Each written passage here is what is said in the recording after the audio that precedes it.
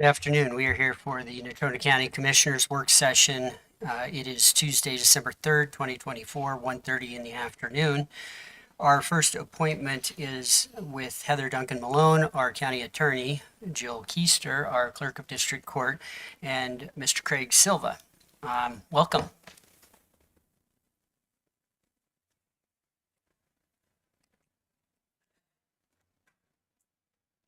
Thank you, Chairman.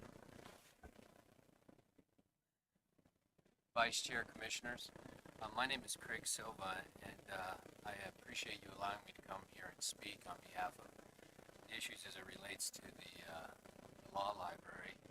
Most of you know me, but I'm currently an assistant federal public defender for the District of Wyoming in Colorado. But prior to that, I was with Williams, Porter, Day, and DeVille here in Casper for almost 20 years. I was an assistant district attorney and a state federal public defender. Today, I'm here in the capacity as the president-elect of the Wyoming State Bar to address the current state of the Natrona County Law Library and its future. It's green.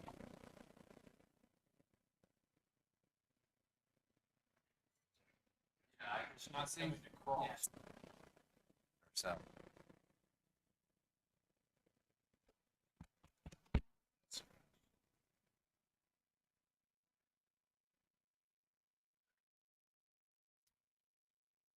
I think Yes, just I continue. can talk louder, but It When- won't work because it doesn't pick up on the. Testing. Testing, ours isn't Yeah. working either. Ours is working. It sounds Hear like, it. sounds like it is. You might so. bring it a little bit closer, but go ahead. So anyway, the issue that we're dealing with is what to do with the law library, okay? And so we have new Natrona County Bar officers. We have Jared Holbrook, who's with the county attorney's office, Bryce Nichols, who's the vice president, and he's with Beatty Wozniak, and then Kayla Albertson, who's the treasurer, and she's with Wellborn, Sullivan, McIntooley.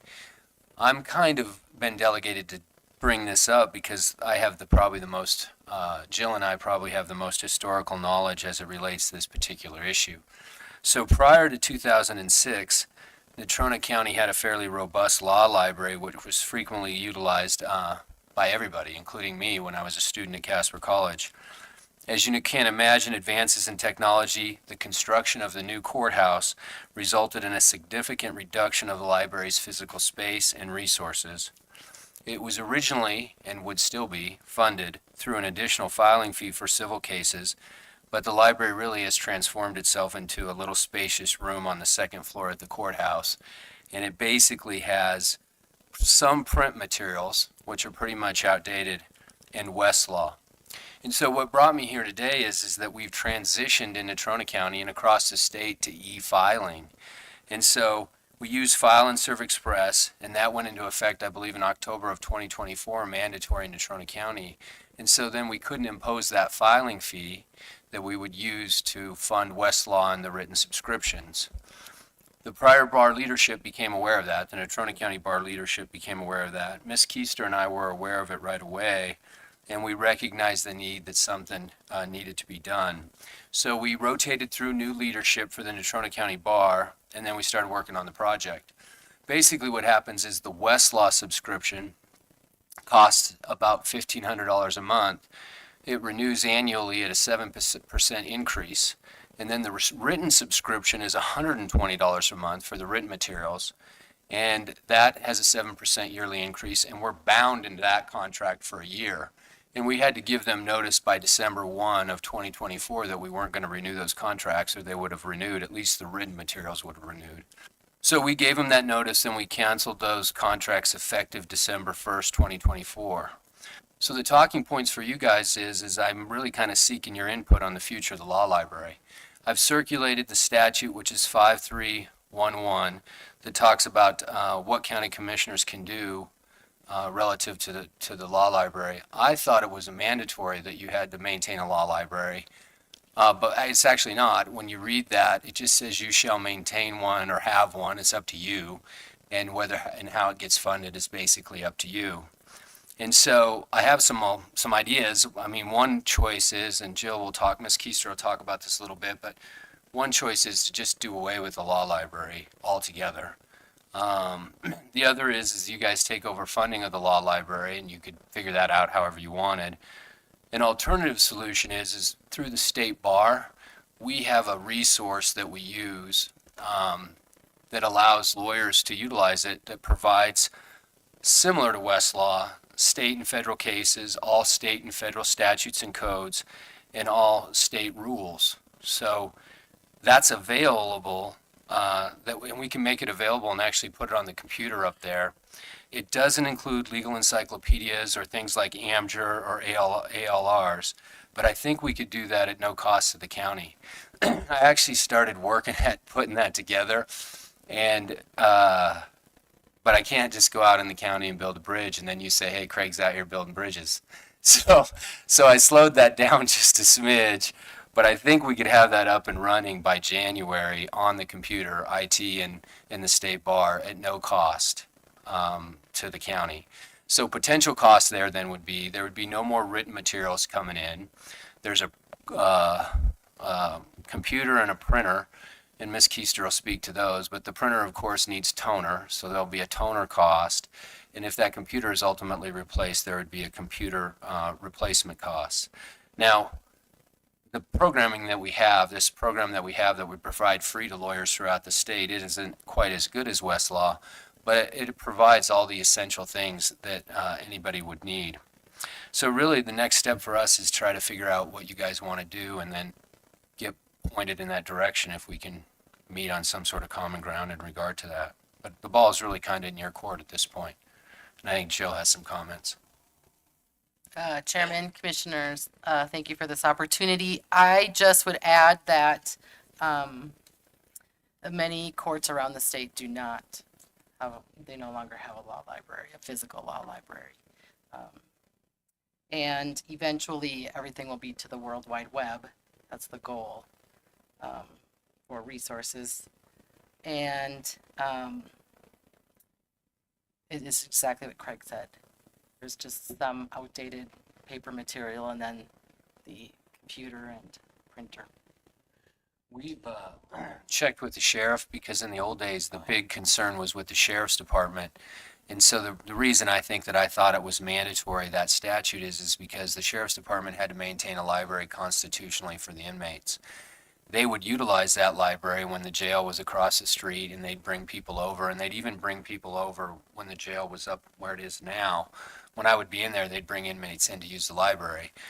You can check with the sheriff, but I've checked with the sheriff, and they have internally a web design, find law, I don't know what they use, but they utilize something on the web that the inmates or the incarcerated there can utilize. So it's not like we're taking care of the jail like we had done in the past. This is really for the public and for lawyers, and I don't even really know what the use is.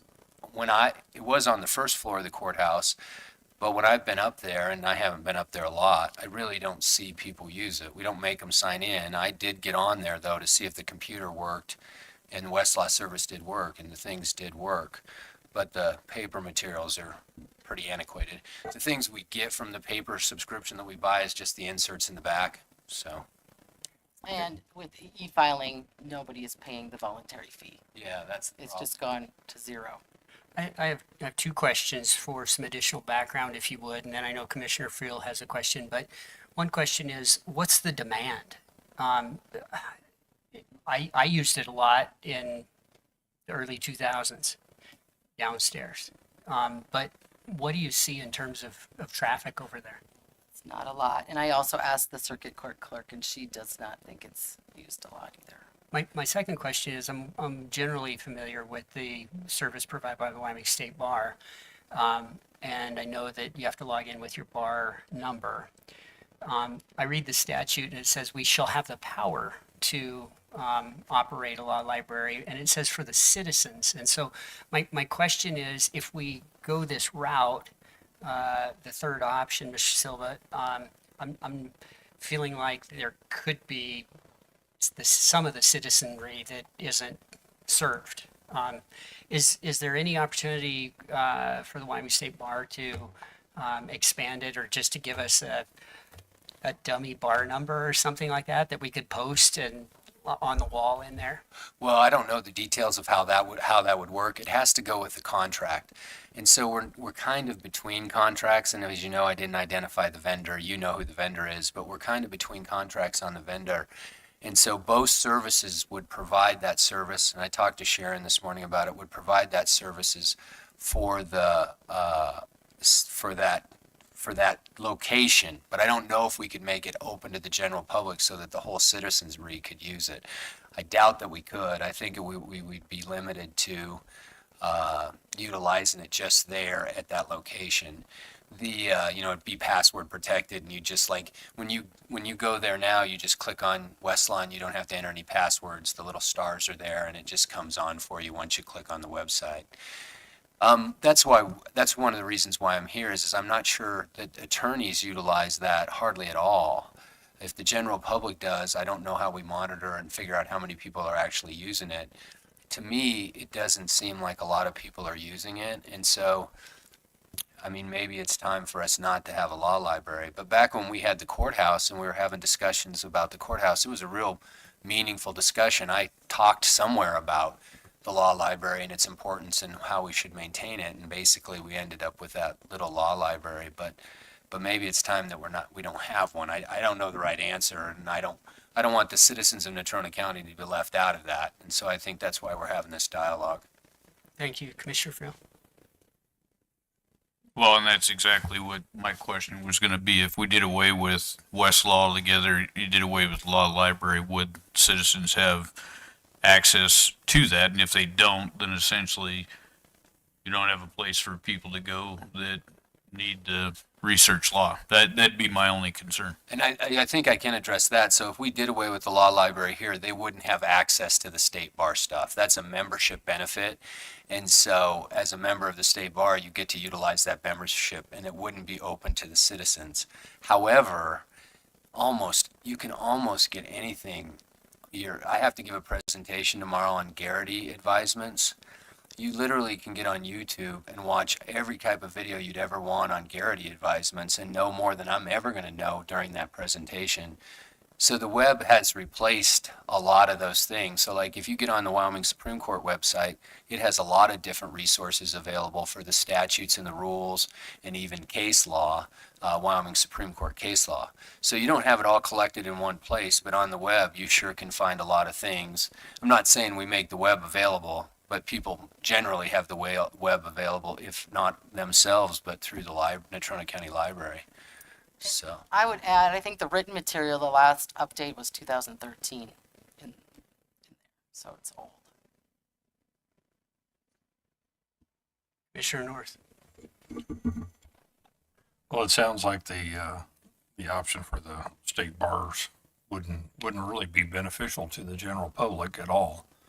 And only at that location, only at that location. yeah, Because they couldn't access, Commissioner, they couldn't access Westlaw out there on their own without a subscription. So at that location, they could access the vendor, but nowhere else. well, I'm just saying Westlaw, they could from that location, but I'm just saying the State Bar Association isn't going to do any good for the general public because they can't log in.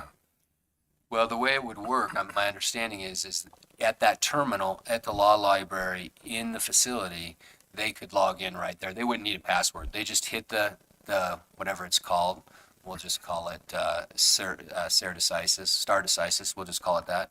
They just hit that icon, and then it would just come up for them right there. They wouldn't have to put any passwords in or anything. Just like the Westlaw works there. They don't have to put passwords in or anything. Okay. Commissioner Laird. Do you have a recommendation? Well, I did have a recommendation. I thought about the recommendation as it relates to setting it up with the state bar, because it's free and it doesn't hurt anything, and we still provide some support to the citizenry. But the more that I talked to Ms. Keister about it, and we discussed it this morning, as counties are going away with getting rid of them, I mean, maybe we're really at that point that it's time to do away with it. I just don't want to leave citizens out of that. If citizens want to make a public comment about it, then they should be able to do that if there's really a need. But I'm not sure there's really a need And so I'm tending to fall back into the camp that maybe we should just do away with it. Ms. Me- Go ahead, I'm sorry. No, go ahead. Well, every member of the bar in Natrona County has access to the vendor that's on the state bar website.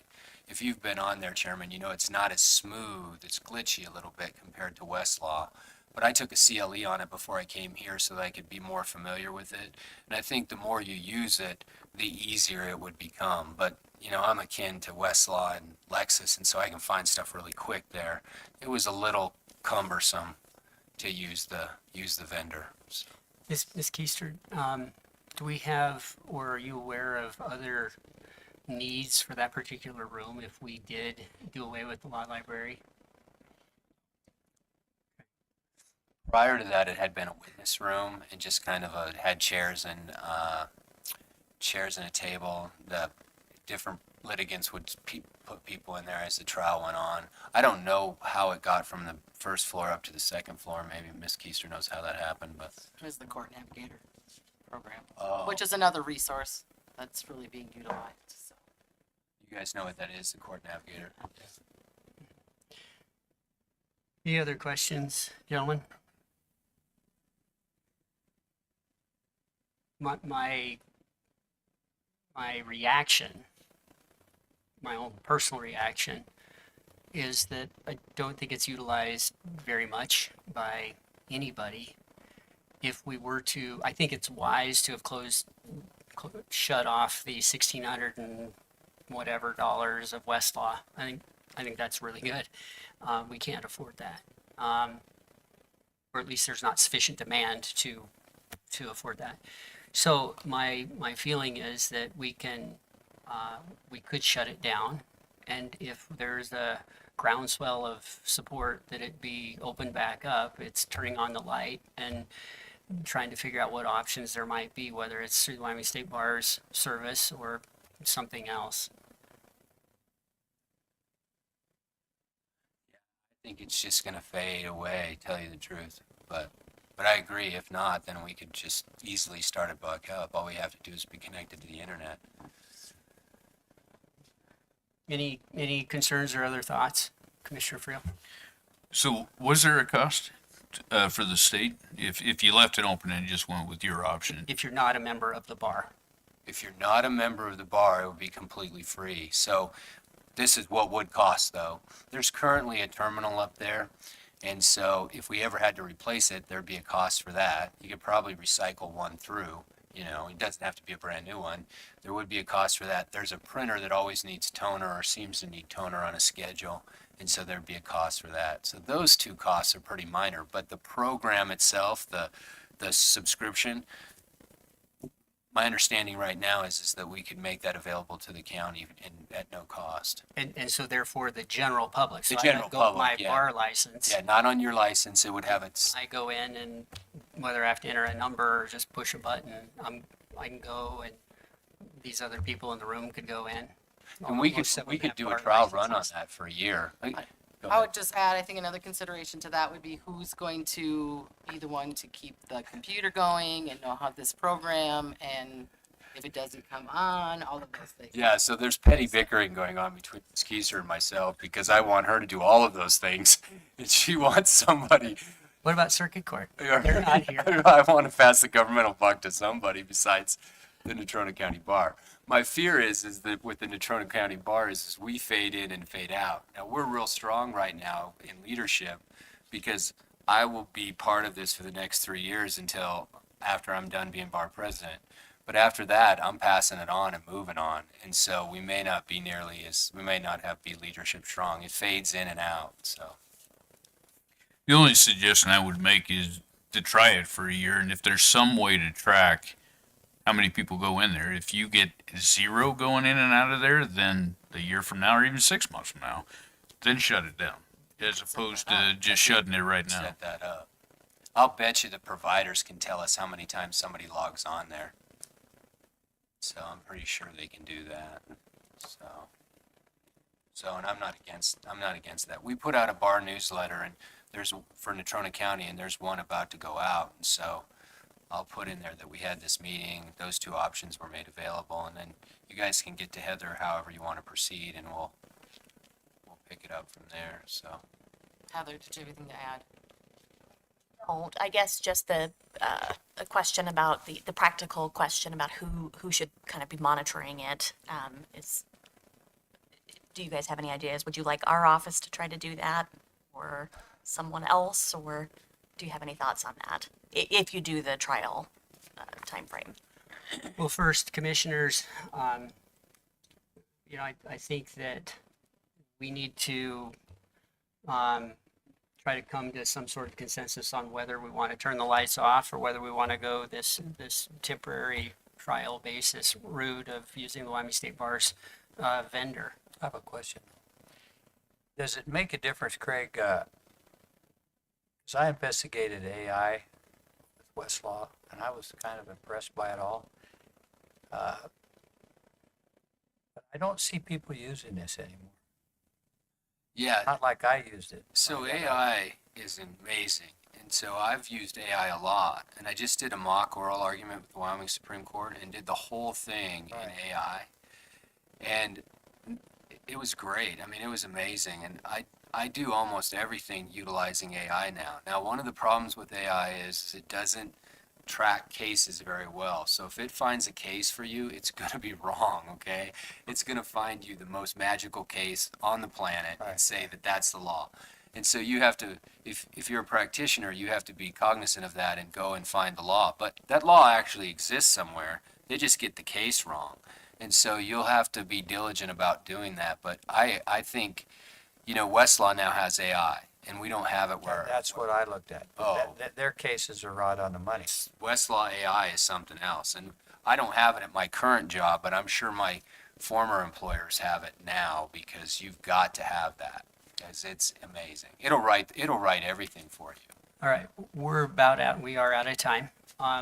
Commissioners, going back to my question, Commissioner Mill. Okay, you're okay with that? Yeah, I'm good with All that. right, you okay with that? Yeah, I'm good. You guys are Russell. Okay, so let's do it for 6 months. I would suggest we have our county legal work with you, Ms. Keister, to the extent necessary. But I think that the two of you can figure that out. Good. All right, we're on it. Thank you. Thank you.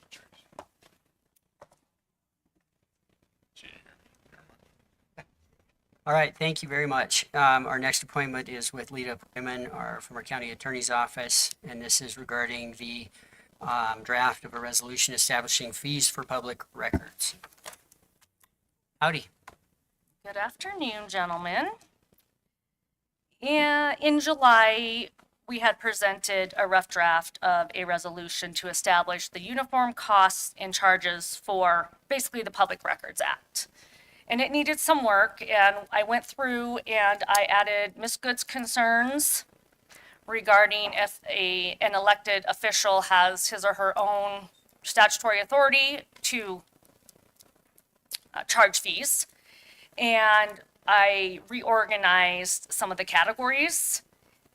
And we're still also working on, by we, I mean Michelle and I, just a lot of county employees are also working on an internal policy that the county needs regarding public records requests. However, we are basing that, of course, off our new software when we get it. So there's a little bit of a lag there because I didn't think it was prudent to pass a policy, write a policy, and then 3 months later have to change it based off the electronic database.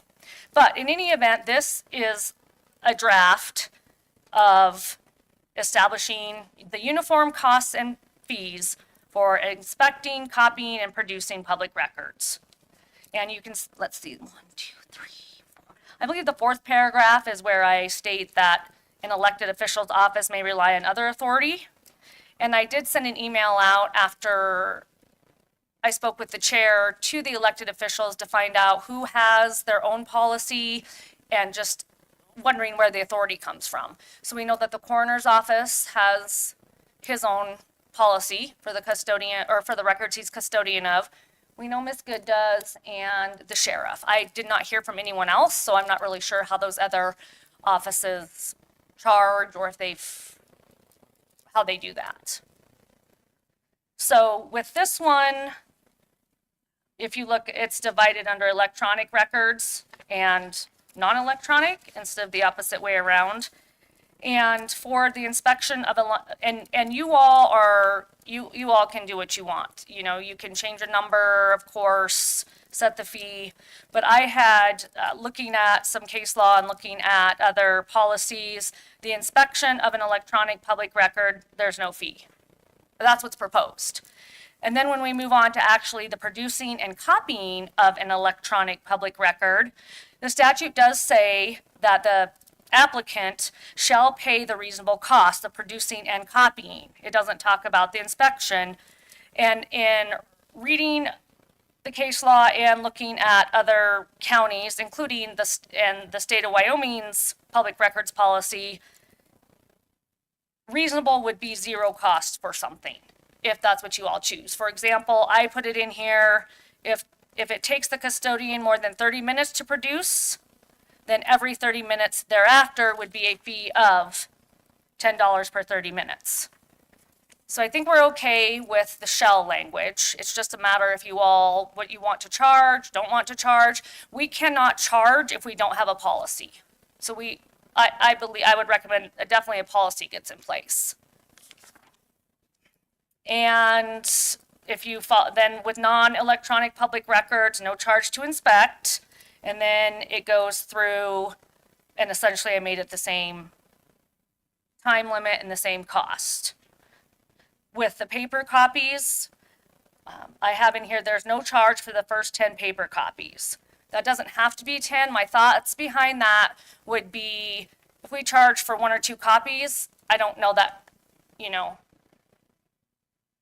it's worth that about the amount of time to gather the money and 20 cents or $2 or whatever the commission decides. So I just picked a number. That takes care of Commissioner Laird's concern. If a little old lady or gentleman wants a copy of a document, we just give it to them, no charge. And that's basically it. Commissioner Friel. So I just, for note of clarification, on page 3. Yes, sir. No, I just lost it. I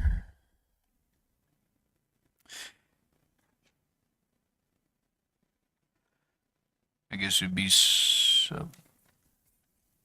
the non-electronic under 2, and then I says that the applicant requests a copy of the non-electronic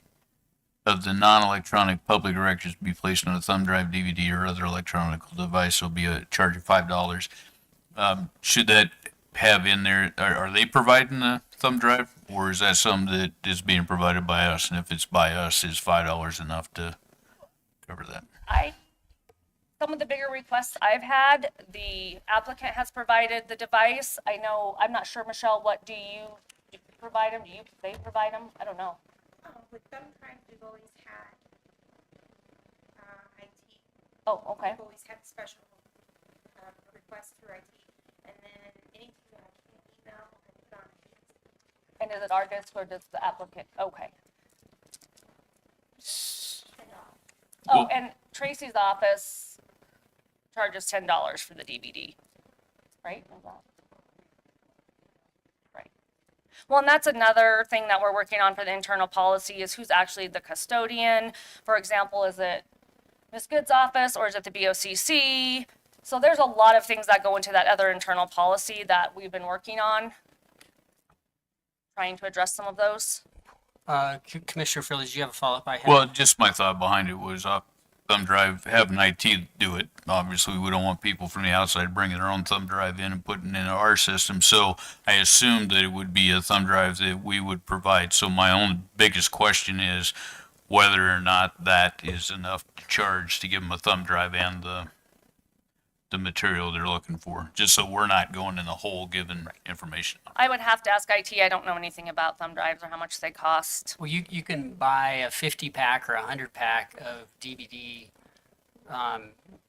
CD-ROM discs, and that's inexpensive. And I think $5 per would cover it. But to Mr. Friel's point, Commissioner Friel's point, I know that flash drives are $14.99 to get started, and that's like with a modest amount of gigabytes, or I mean, and they go up to $49.99. So I think you might consider or actual cost after that $5.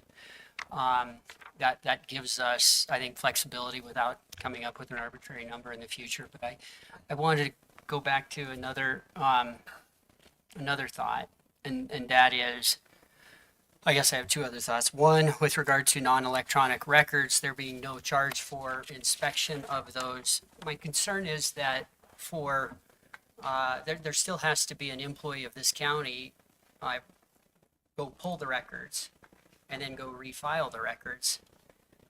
In some cases, you may want, if it's sensitive material or stuff we don't want to walk away, like original recorded documents from our real estate records department or other important documents that we don't want to walk off, you might need someone to stand there or sit there in the room while the inspection is occurring. So while if it's just somebody wanting a copy or wanting to inspect, sorry, not a copy, wanting to inspect a record, a couple pages, it's no big deal, but I think that you can have some fairly burdensome requests that take staff, hours to find it, an hour to sit there. Because what happens in a lot of the vault rooms across the county, people just take photos. So, because they don't want to pay the $25 per page. So the landmen and women take photos of the real estate records, the title track books, for example. So I'm not 100% comfortable with saying there will be no charge for non-electronic record inspection. Could we use this as a placeholder? Well, I guess we could, but if we're saying there is no charge now and then change it in a few months, I don't know if that's the best way to go. The other thing is, and we talked about this at the elected officials meeting, where we have basically for the purposes of creating AI databases, the records requests can be basically give us every record in your county clerk's department, or you pick the department from the last 30 years. It's because I think that those databases, they're built on collecting information that then can be sent out regurgitated. So I think what you've provided here is excellent, but I'm not sure that it covers those onerous. I'm not sure our charge and our fees would properly compensate our employees or our county for its time. Ms. Good, County Clerk, would you want to weigh in on that, or do you have any insight on that? Mr. Chairman, Commissioners, I would tend to agree with what Chairman Nicolason said. Going back, several years for particular records or whatnot, depending on where storage is, so on and so forth. If, we have to go pull them from the third floor storage or the vault or, whatever it may be, could be a time-consuming task. So I tend to agree with what the statement you made. So, I have a question. so I think that it would be useful to see what they're doing in bigger cities or bigger counties. Clark County, Nevada. I mean, I don't know what their public, but somewhere where they've maybe crossed some of these bridges already. Because I don't think it's if, I think it's when we start to utilize extensive staff time responding to requests that aren't the little elderly lady or gentleman. Commissioner Laird. Couple things. Is the problem with this the fact that the people from the mountain on the gravel pit made this big request? Is that what stirred all this up? No, Commissioner, in July, I don't believe the gravel pit concern was in July when this was first drafted and presented. When did It's it just- become a problem? And what I'm was the sorry? problem?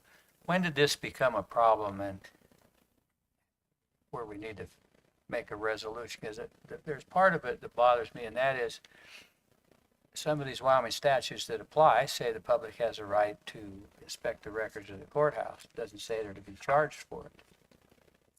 So I don't want to get sideways with that. Right. So I don't know if you've looked at those statutes, but we have these record keepings, and that's funded by the county and the state.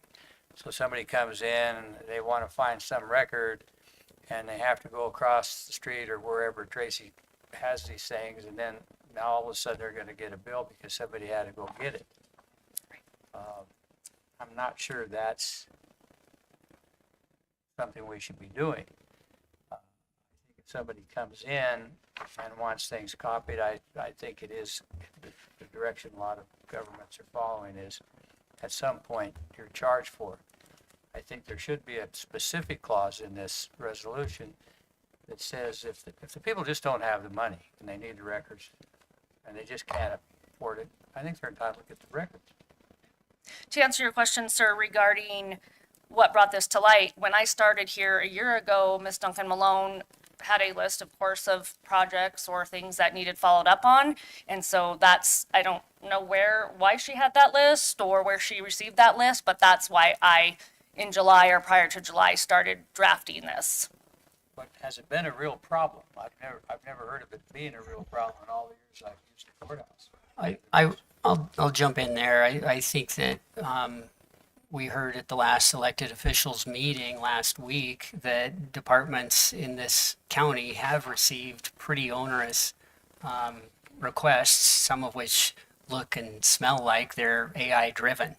So I think it is an issue, and I think that if we have a policy, then we don't have departments kind of flying by the seat of their pants or doing things that one department's doing it one way and another department's doing it another way. So I think we're doing our jobs by instituting a policy of some sort. I'm not sure exactly how it's going to look at the end of the day. Commissioner North, did you have something? No. I don't know if you had a response to that. I did. The biggest one I'm aware of that was time consuming for numerous departments was in fact the gravel pit, but this was already in the works before then. So that, and if other departments have them, I think that goes back to the inconsistency in the office between departments because there's no policy on how to route them or who's doing what. And so sure, some other departments could have a huge one that we're not aware of. I just don't know. Well, maybe you should find that out, Okay, see how big the problem really is and what the costs are. I'd like to know that. I mean, okay. if people are abusing it, I think Mr. Nicolason refers to AI requests. Yeah, I would say that you got to be careful with that. I'm just talking about the little citizen, average citizen that comes in here that needs to take a picture with their phone, doesn't have the money, needs 10, 20 copies. You know, I think we could add a sentence toward the end of paragraph 1 and toward the end of paragraph 2 if I'm not missing it, if it's not already in there, that says the department head can elect to waive a fee in the appropriate circumstances or when deemed reasonable. So that would cover the base in that respect. Commissioner Mill? When it goes to inspecting non-electronic public records and potential of having to chase those records down wherever they exist, is there anything that precludes us from charging, say like B1, to just the inspection as well for No, and that was gathering those records no, up? sir. And that was going to be my suggestion when I looped back to Chair Nicolason, or Peter Nicolason, his comments regarding the no charge for inspection. We could put something similar to what's under 2B. That if it's more than 30 minutes, more than 15, yes, we could put parameters on that. Okay. Yes, sir. And to go back one more to the chair, I was looking for it in my printout of the statute books. There is I believe, and I'll have to find it, that the requester applicant does have to be specific. I have not seen one come through, but I don't see them all that said, I want, every record on every bill the commissioners have paid for X. And if we do get a vague one, or at least Michelle and I don't know what other departments do, we just email nicely and ask them to explain it more or to narrow it down. But I think it'd be entirely appropriate for any number of people to have a legitimate request that could be quite broad. Yes. Whether they're trying to get to the bottom of their property tax situation. They might want all the property tax records for Right. a number of blocks within the city limits or whatever. Yes. And I know, before I was here, I know Michelle had mentioned the reason we started doing tracking or dealing with the BOE hearings differently is because of a large request and being able to access that data. And I think a lot of these points should be covered, hopefully will be covered in the internal policy. So we can get some consistency. I thought of another exception to this policy, and I would suspect that if I'm in litigation against the county, and I make a discovery request, or if I'm doing a property tax appeal, so it's not really in litigation, but there's a separate right to certain documents. And I don't know if we should make some sort of note of that this policy or this resolution doesn't apply to those types of scenarios. We can do that as well. Of course, as you know, in the Public Records Act itself, there's not an exception for litigation. And I lost my thoughts. Well, if you, But there's not an exception for that. So if we get a request, we might think it's for litigation and maybe the parties aren't using the rule or whatever's going on. We don't have grounds, at least the statutory grounds, to deny that based off that. And the way that this statute is construed is in favor of disclosure and liberally. I don't know that you all could, make an exception for that or direct people elsewhere. I didn't research it that far. What about if somebody subpoenas it? Well, subpoena for sure is under its own rules. What may happen under this circumstance is a party to litigation submits a public records request for XYZ, but really, when you're in litigation, as you know, sir, it really goes under all the discovery rules. But they don't say that in there, they just say, we want the records for XYZ. my feeling is that we're close, but we're not quite there on this, and that I would appreciate you reaching out to some of the busier counties in the state. For example, Laramie and Teton counties come to mind. See if those counties or cities, Jackson, Cheyenne, have policies to compare. And then, I think you could pick some big counties on the map of the United States. And I'm not talking about 10, I'm talking about 2 or 3, and just see. And if they're doing something from which we can plagiarize, why not? I don't plagiarize, sir. Right. We just use I'm just as making it examples. clear for the record. Substantially similar. Yes. Okay. Well, that I think would be useful information to the commission if you've done a little bit more background, and I think if you have time to also reach out to some of the other elected officials and just find out from them what they've seen and what they're hearing from some of their peers in other communities, because I know that was part of the discussion at that meeting last week. Commissioner North, we cut you off, or I interrupted you. You're fine. Okay, sorry. That's all right. Do you have anything else? Okay. One suggestion I do have, which I wouldn't recommend, but everyone likes options. Several of the policies I reviewed, Campbell County, I think Converse, City of Douglas, City of Casper, just some local ones. And some of their policies are all in one, meaning the fee policy is in the same policy as what I call the internal policy. I chose not to do it that way mainly because this was a project that needed done and it's coming up, as you said, more and more. So I was working on the fee one first. And then also because of the database, we don't know everything about it yet. But we can do that as well. I just thought you might want this in place first. I do remember what I was gonna ask. Oh, okay. IT may be able to get a special deal on jump drives and stuff like that, lower quantity.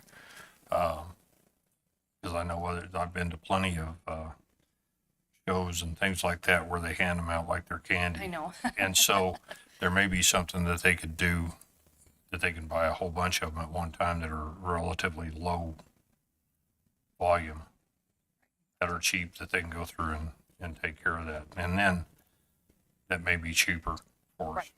So that's something I would like for us to look into and Okay, just thank ask you. Eileen and see if that's even a possibility.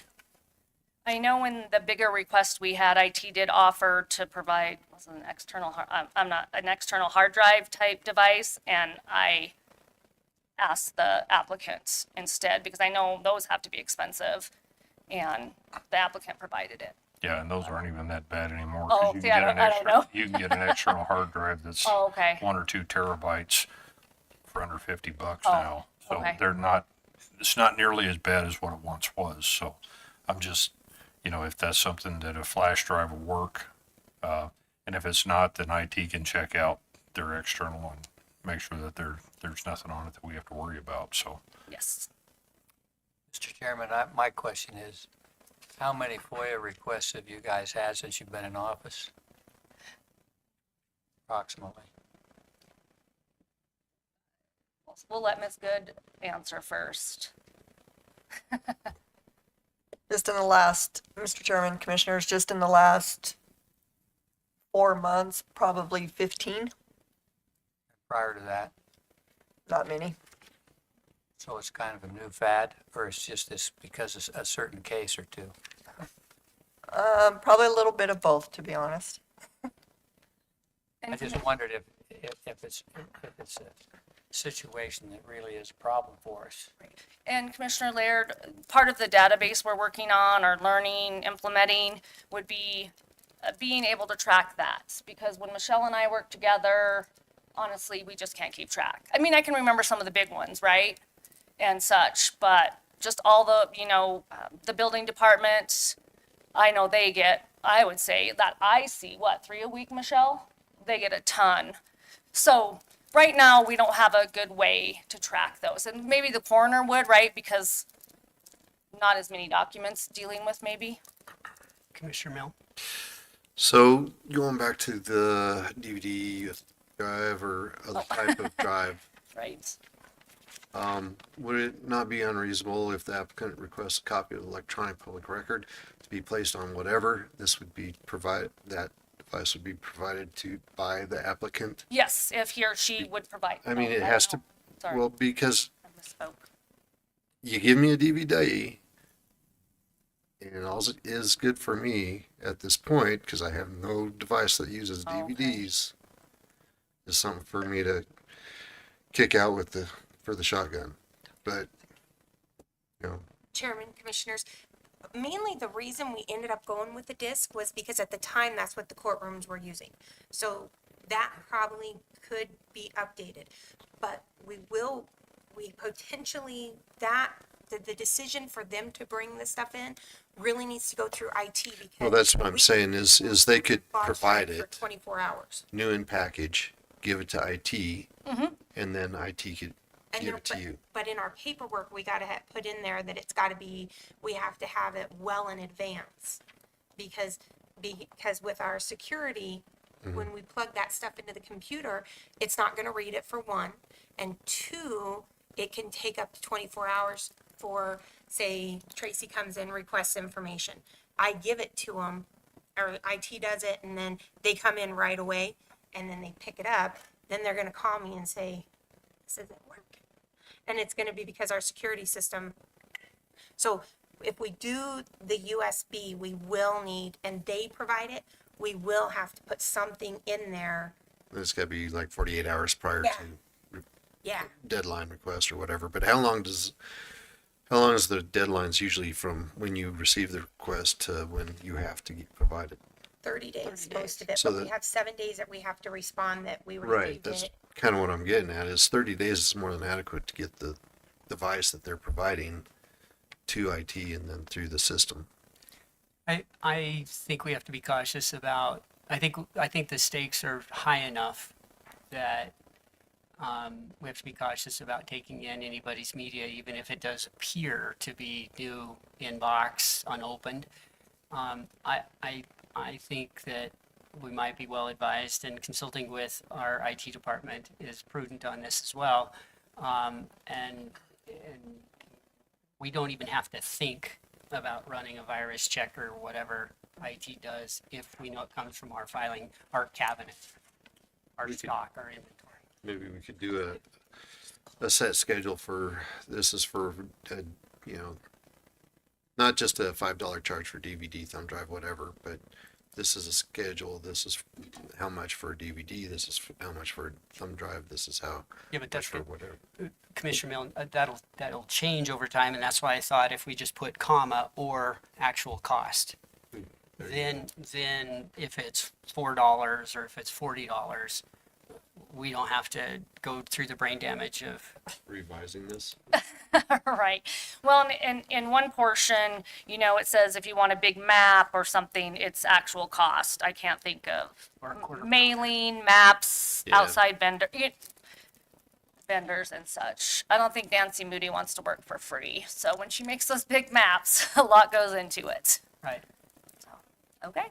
Thank Okay, you. well, thank you very much. I don't think we have anything else from you now. We appreciate your, Sure. Thank you. your follow-up visit, and we'll look forward to your next visit on this. I do too. Yeah, I'm sure.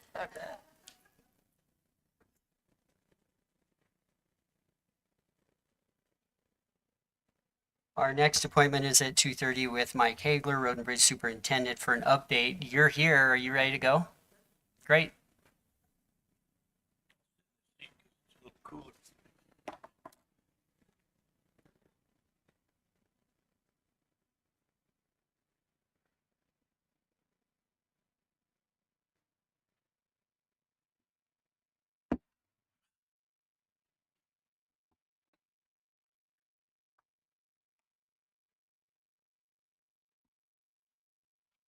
Hear me okay?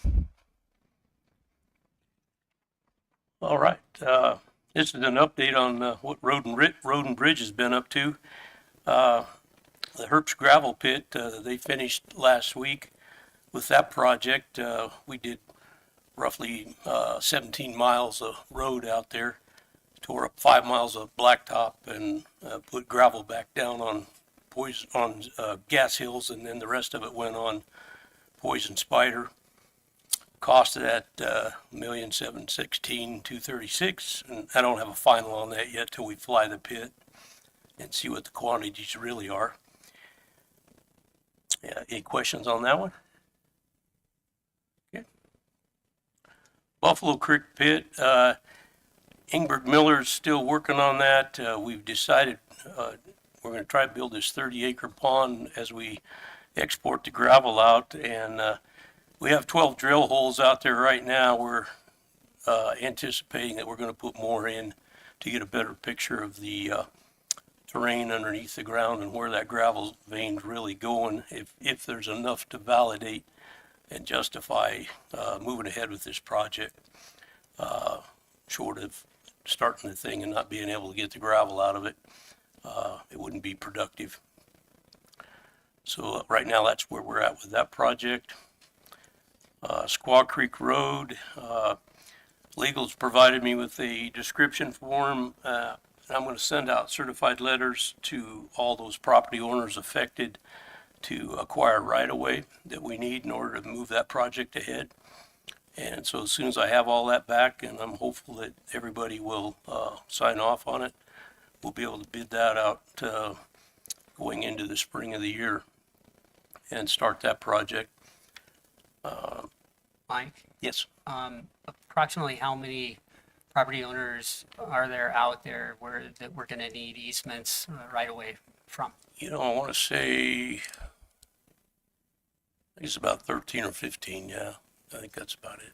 Okay, thanks. It's kind of throughout the project. Is it throughout? I didn't know Yeah. if it's kind of at that first turn or if it's. There's some there, but it chops going it's checkerboard, I should say, Okay, so. thank you. Star Ecker Road culvert installation, Crown Construction was awarded that project, $404,150 with an alternate in there if we use it. We don't know if we're going to use that yet. The box culvert's been built, is sitting out at the manufacturer's plant and is going to be hauled out there. They anticipate starting after the first of the year, and they need to be done by March 31st. It's a FEMA reimbursement to us. All that has to be submitted, and in the case they aren't done by March 31st, I have to extend that FEMA reimbursement in Cheyenne. Hey, Mike, what size is that culvert? Well, it's a box culvert, Right. But you know, and I just think your- it's, I don't really remember what it is. It's 30, it's big. Well, I mean, not so much the length, but the face. The face of it, I think is, it's like 20 by 15, something like that. I don't have that with me, but, you know, they looked at different things to put in there, and the concrete seemed to be the best thing, so he had it built, and, he's gotta move it out there yet. Yeah, it's okay. And the Cordis Road, that project started, we awarded that to Knife River, and they went out and cleaned up a lot of that debris that was near Black Beach, where all that water came over the road. In doing so, we were gonna burn it on site and pile it, and the BLM didn't want us to do that because of archaeological reasons. So they gave us another site a little ways up the road, and so we extended that contract to pay for the haul of that material to go up to another site that was already authorized for that type of burning. And they haven't done any of the gravel of the shoulders yet, and they may not be able to do that because the ground's froze. So even though they're supposed to be done by December 30th, we may extend this into the spring to get that done properly. And Gray Reef, that's the flap grant I applied for. We had the first scoping meeting October 19th, and we've had some online meetings since. They wanted me to go out there and test the one bridge that has steel in it to see if it was lead paint, and it is. So that just puts a little different spin on how they handle that when they tear it out. And I'm waiting to hear whether they're going to move the project ahead. It sounds pretty hopeful.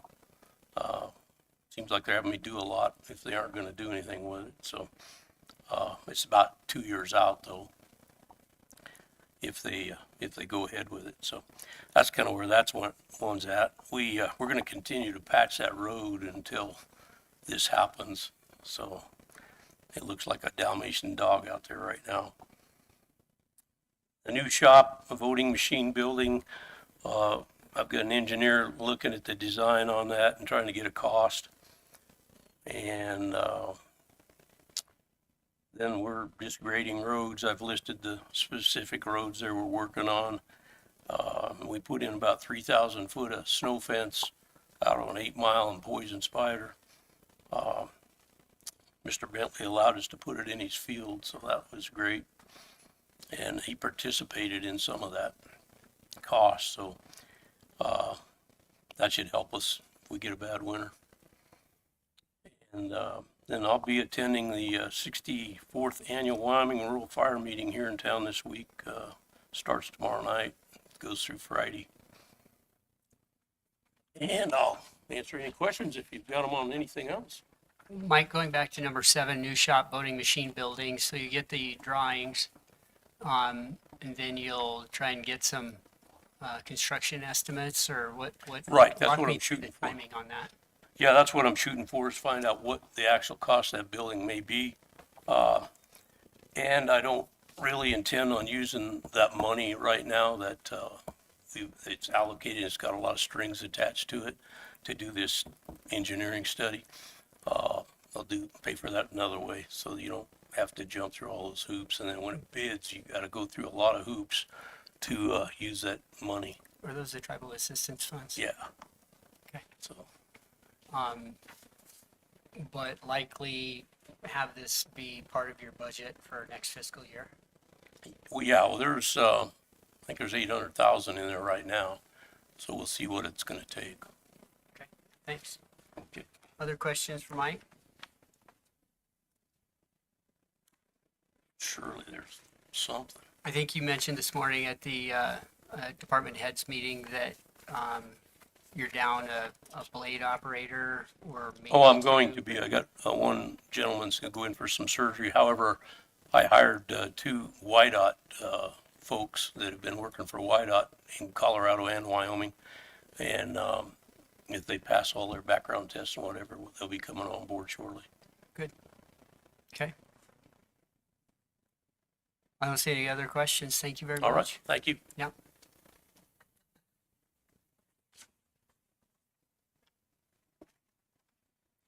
Commissioners, we're ahead of schedule, which is a good thing. I don't think our next appointment, folks will be here a lot early. I know a couple are not going to make it. I'm wondering about asking if our county attorney might be ready to provide a legal update. Sure, Mr. Chairman, that's fine with me. Just looking at the agenda for this evening, I do see that the draft resolution regarding the fees is on there, on the consent agenda. It's item H, I believe, so we will want to make sure that's removed since we have some more work to do on that. Good.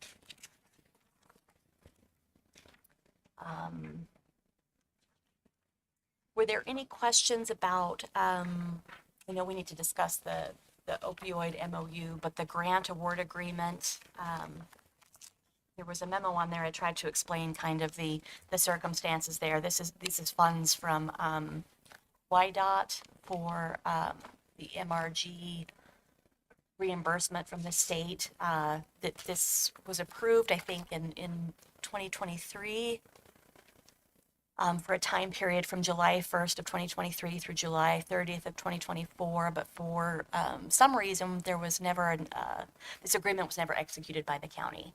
So we need to have this approved by the commissioners.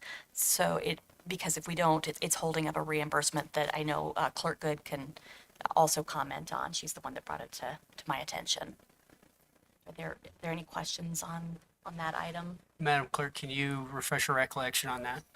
Mr. Chairman, Commissioners, I was going through my billing process and I noticed that we hadn't received payment from the state on an outstanding invoice. And then when I got to looking into it further, we didn't have this agreement signed. The state didn't have it signed. So it's holding up a reimbursement of over $700,000. How much? 700,000. So it's so I was like, yeah, we need to get that going. For whatever reason, it fell through the cracks. I don't know who, what, when, or why, but we're getting it taken care of now, and then we'll be getting that money from YDOT as soon as we get that executed and I get it sent off.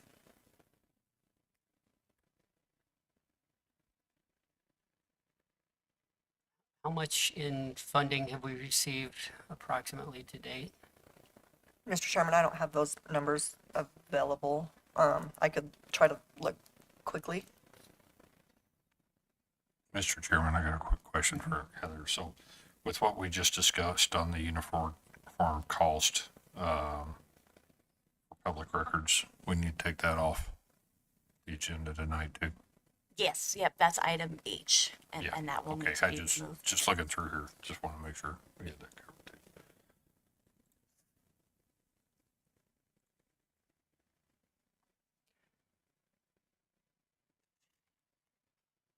So we have this MOU. Commissioners, and Commissioner North, I think you had commented in an email on some hesitation. Do you want to talk about that?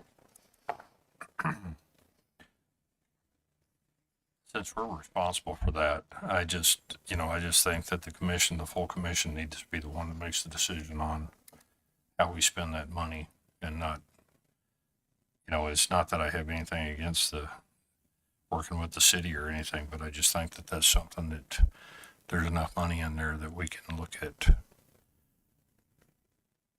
what our needs are in the county itself. And since this is going to be a potentially long-term item, I just personally believe that that's a better thing for the commission to be working on and not necessarily as a joint powers. I was going to mention a couple things. First, it's not a long-term agreement. It just would go through the end of this current fiscal year. The idea is that we would re-up it unless something is broken, but at least to get it underway at this point.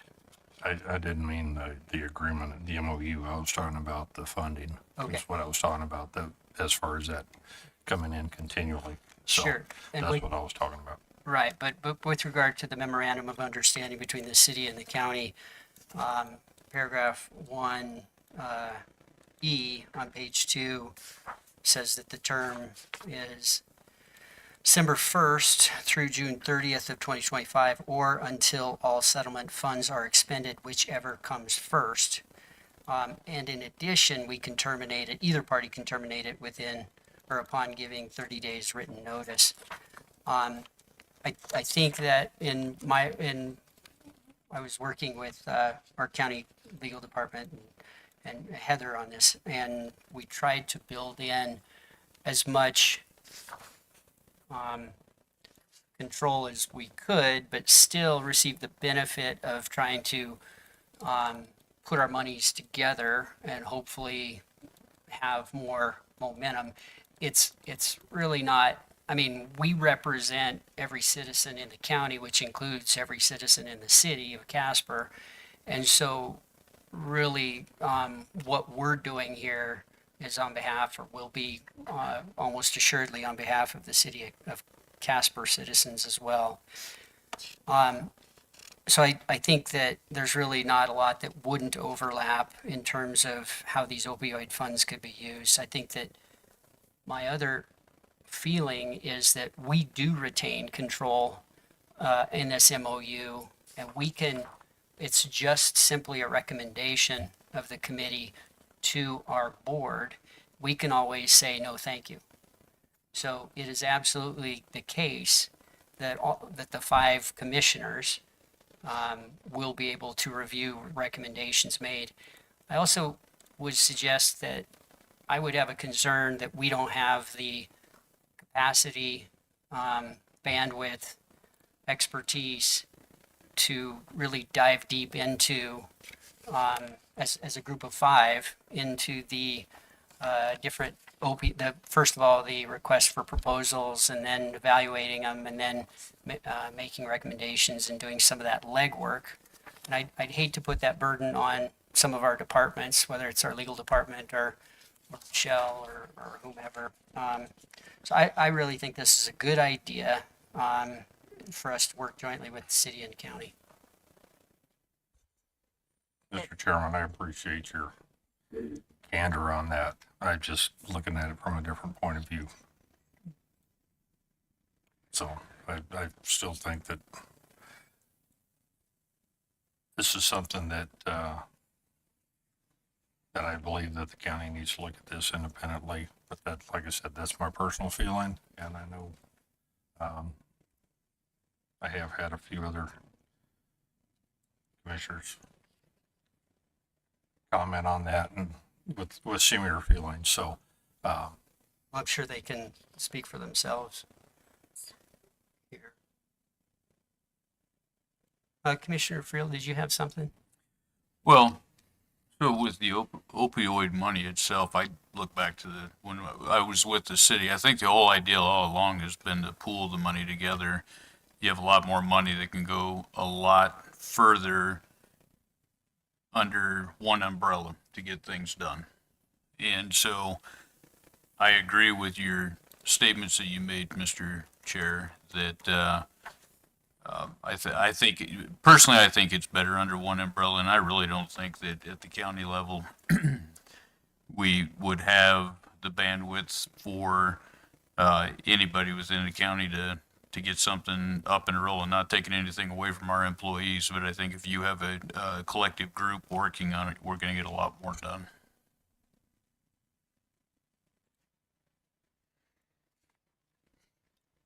No, I'd suggest if Commissioner North feels this strongly about it, I wouldn't oppose pulling it from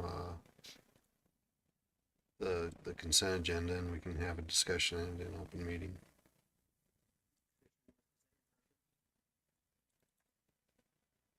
To say that one more time, to go ahead. Take it off the consent. That's what I would prefer to do. Yeah, I mean, that way we're at least on the record as far as how the vote goes.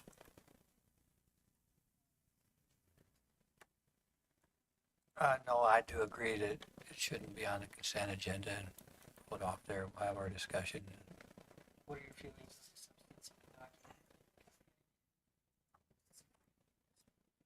I'm not against that, but I'm not for it either. I need to get a little bit more information.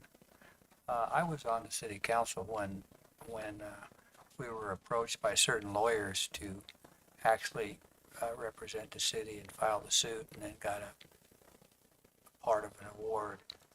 And the discussion then is that money would be used to battle drug use and what have you in this county. And so I feel the city's a competent organization as well. But I think that sometimes that we need to undertake things on our own behalf, but I want to hear the discussion first. And I know Mr. Friel has some good ideas about it all, but I just want to hear them before I make a decision. So you can respond to that if you want. Otherwise, we'll just put it on the, take it off consent and have it be under contracts and resolutions. Michelle?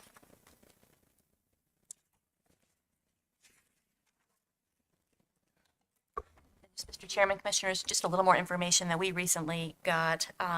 So far, the county's received almost 1.3 million in opioid funds that none of which have been expended yet. It's anticipated that the county will, over the next 14 years, receive probably close to 4 million altogether. That may not account for all settlements, however. Close to 4 million. Thank you. So just to kind of let you know the figures that we're looking at currently. You know how much the city will receive? The city's percentage, I think they have a similar percentage to us. It may be a little bit less, but I believe they've got a similar amount of money.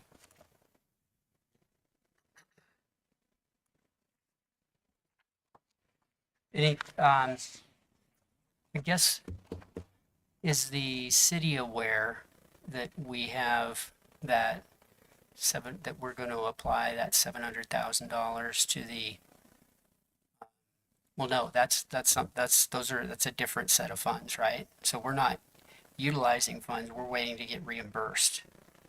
So we're not, none of that, the $1 million comes into play on the reimbursement, the $700,000 reimbursement. That's separate. Mr. Chairman, I was not paying attention. Would you ask? Yeah, you hit, no, I'm sorry, and I didn't really ask a question. I didn't know of the $700,000 reimbursement, and I just want to make sure that it's not tied to these opioid funds that we're talking about committing to this opioid MOU. The reimbursement that I'm speaking of is for the MRG, so Okay. it is not tied to the opioid money. Totally separate. Correct. Yeah. And to date, we have received $442,014 from YDOT. So this this billing is for quarters 3 and 4 of 23 and quarters 1 and 2 of 24. So once we get this agreement, then everything will be billed and we will be completed. This will be completed, so. Yep, and I did see that other MOU in there for that 2-month period or whatever that what expired June 30th of this current, or of actually last fiscal year. Correct. So, yeah, sorry about my not tracking on that for a sec. No, thank you.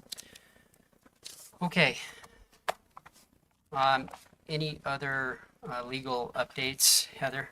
I do not believe so. I think those are the items on the agenda. Unless you have any questions for me on anything in particular, that's all I have.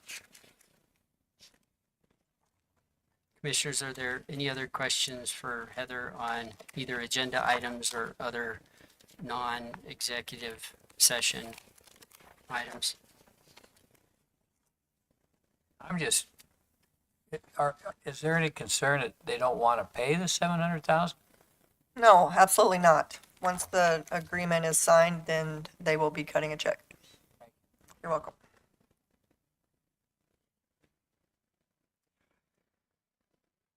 Okay, we could take a break.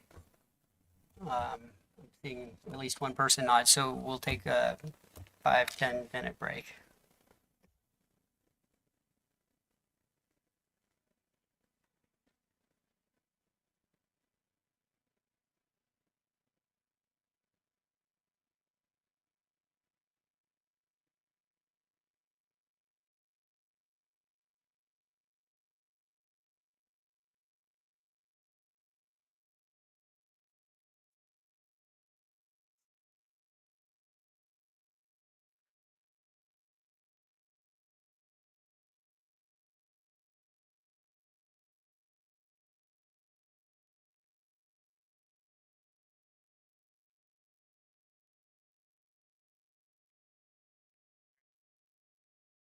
Yeah, I've been around. I used to work for K2.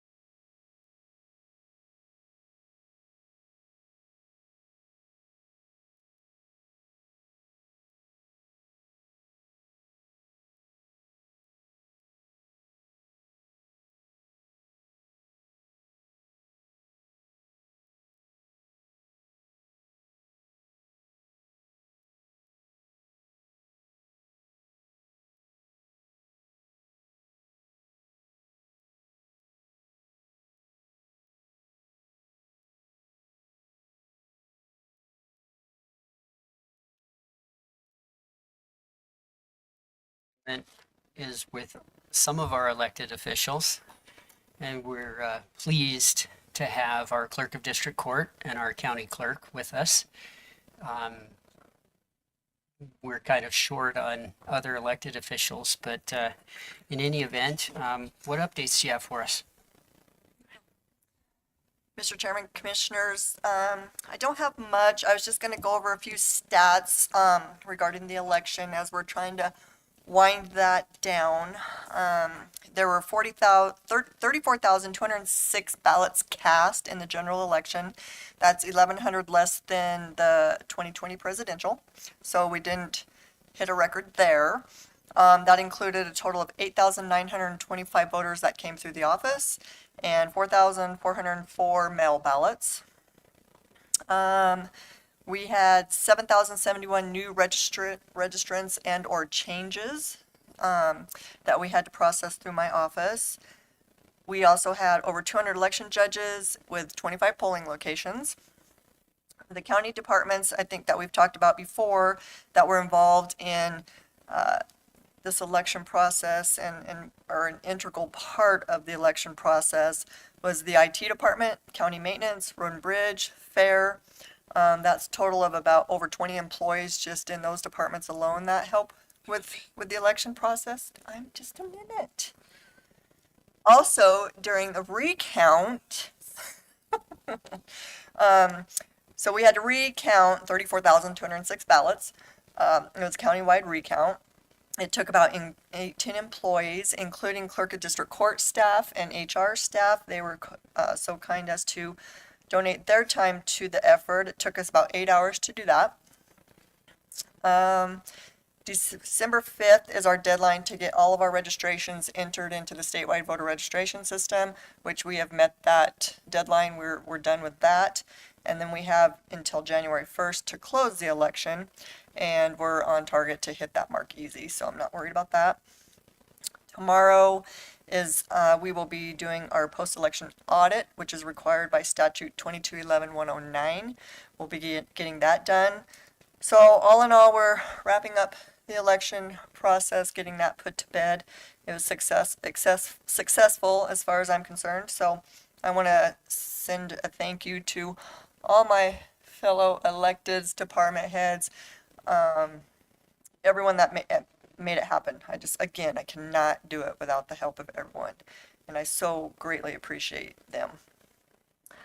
The only other thing I have is the bonuses that the commissioners have so graciously decided to give the employees. Those will go out next week in a check form. There will be no direct deposit on those, so we will be getting those processed next week. And with that, I'll stand for any questions. What is involved in an election audit? In the election audit, this particular audit, it's a pre-audited group of test ballots that we have to test on 5% of our automated tabulation equipment. So I have to go through with our test deck again to 5%, which is our 5% is a little over 2% of our total amount of tabulation equipment, but I usually do 5 machines just as a little bit of a extra, I guess, if you will. So we'll run those ballots through again and make sure that the results come out as expected. Other questions for our clerk? Madam Clerk, what could have gone better, or what would you change as we have a lot of time before our next election, fortunately, but are there any things that stand out?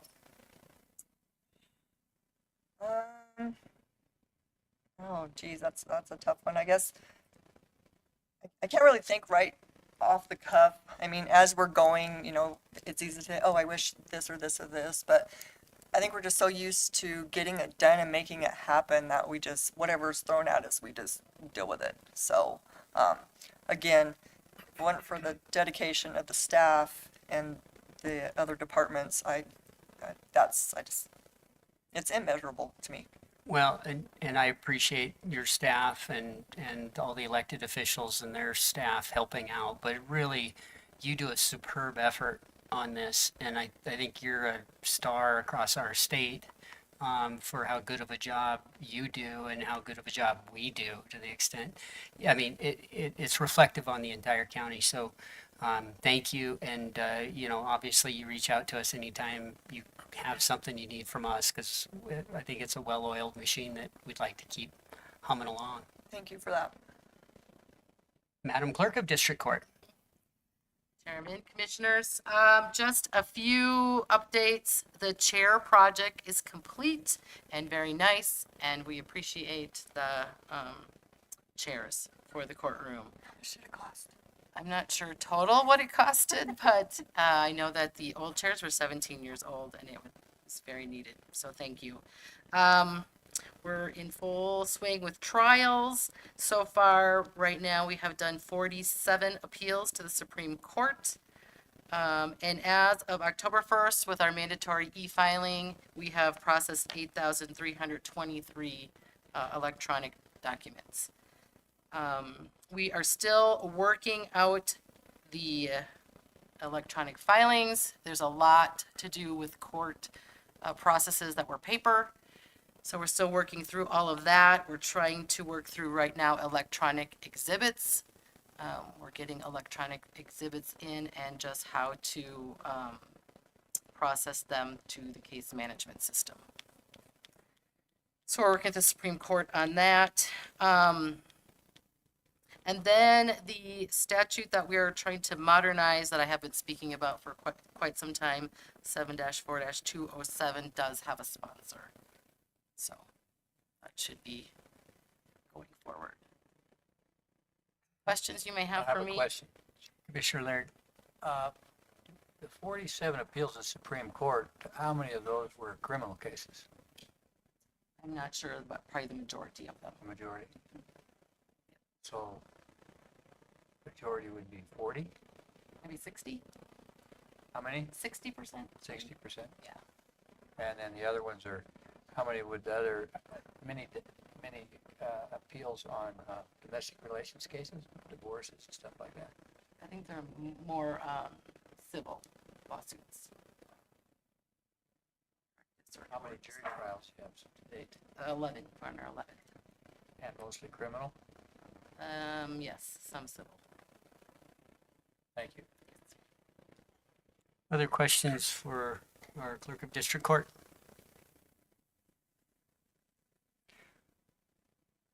Very good. Did you have questions for us on anything that we haven't touched base on recently? I don't think so. I think we're working on the job description project with the HR steering committee, so we've been plowing through that. It's kind of a tedious project, but we're hoping that it'll be done probably by spring. Right. Or probably before spring of next year, working with HR and the various departments with that. It's very important that these job descriptions are accurate. There's a lot of things that play into job descriptions as far as, recruitment, the demands or the expectations of the employees, what's expected of them, what's expected of us, retention, that type of thing. So I think it's a very important project that we are getting taken care of. So Good. One of the things that you might discuss with your other elected officials when you meet is how the new parking lot is working. I talked to the city manager about some sort of crossing or improvements to that crossing. He was looking into that, as is the case with the lights embedded in the street on Center Street. And I know that a third of them work and 2/3 of them roughly don't work. So he was going to look into that. But, we do want to find a way to pave that parking lot next year. And so I think that any feedback you guys might have, I think the timing would be good at our next meeting with you all. You might have recommendations, whether it's the assignment of spaces or whether that lot is first come, first serve. any other observations, I think as we ramp up for our budget next year, I think it'll be useful to have your feedback because, you know, your employees, your staff are the ones that are using that lot and that crossing. So let us know what your questions, comments, and concerns might be. Okay, will do. That was all I had. Anything else? Right, I know. Yes, we had our treasurer slip in, so I was thinking we would hear from him next. So thank you, ladies. The esteemed treasurer, Mr. Tom Doyle. Not a star. Welcome.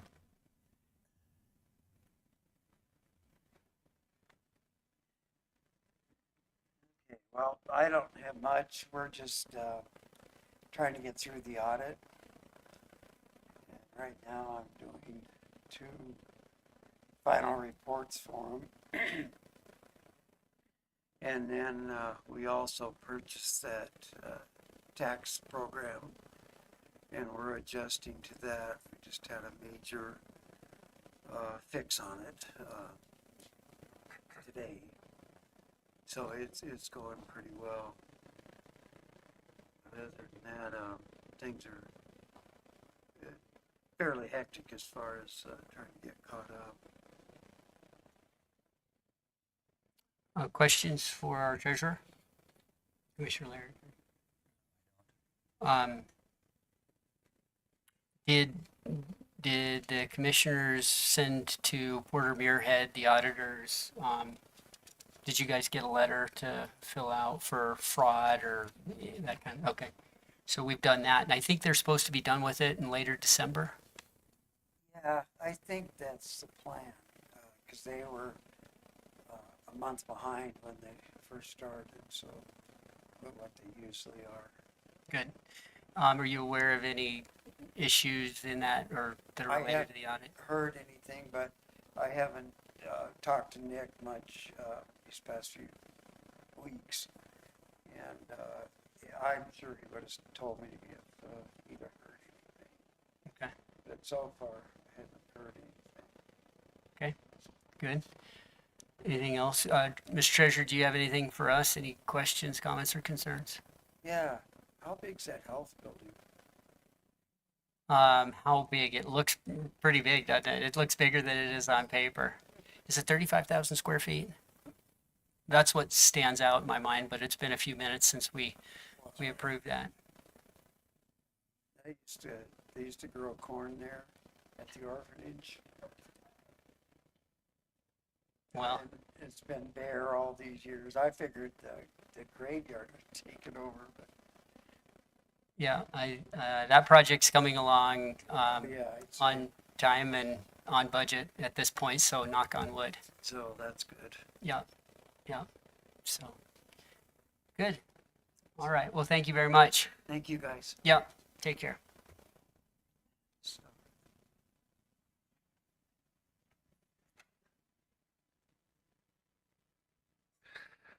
If nobody else will say it, I do appreciate everything you do too. You got it, your hands full taking in the taxes, so I do appreciate it, you and your staff. Since nobody else say it,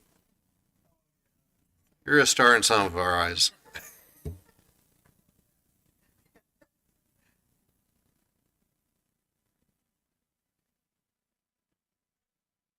So, commissioners, we'll just move right into our roundtable discussion.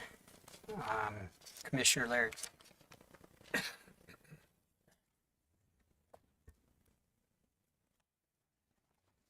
I just want to mention this. Dave North has advised me that he's interested in being the chairman of the county commission next year. And I support him in that. No one else has said anything to me about it. It's a job that I don't want this year. And so I think he'll do a good job. He's up to date on most of the issues.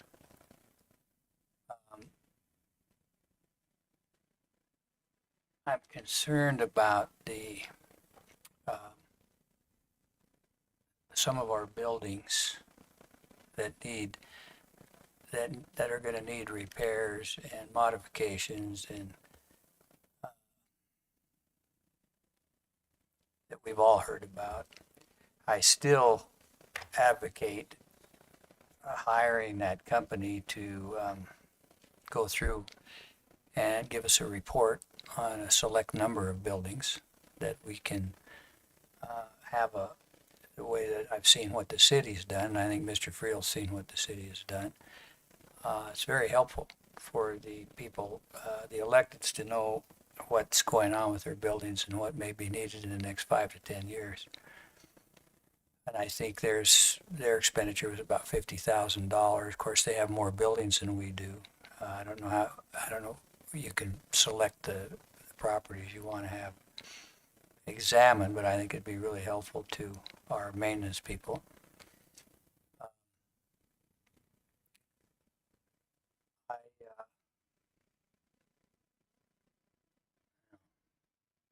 And one more item I'm thinking about it right now.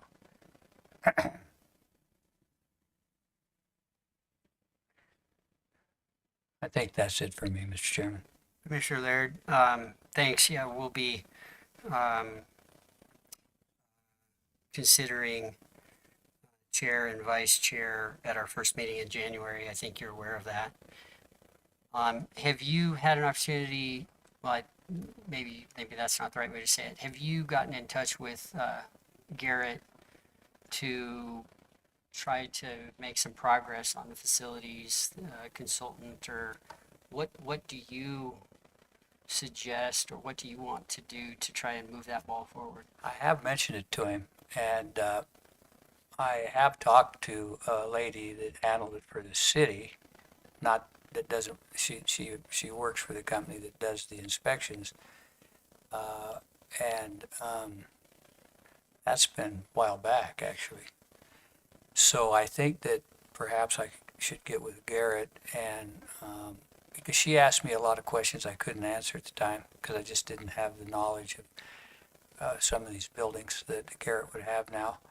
So I think getting with him and then getting back in contact with the company, and then even getting perhaps a copy of it. I think the manager at one time said he wouldn't have a problem with us taking a look at it so he could see what it looks like, but then so Garrett would know pretty much what's in line there. Because I'm always worried, gentlemen, about some of these things that have been revealed to us, such as pipes and cement and sewer pipes and all this, and the cost of all of that. And I mean, when I was a young lawyer, I thought these buildings were old, and that was a couple of years ago only, of course. But I'd like to keep ahead of that, because it's something for future commissioners.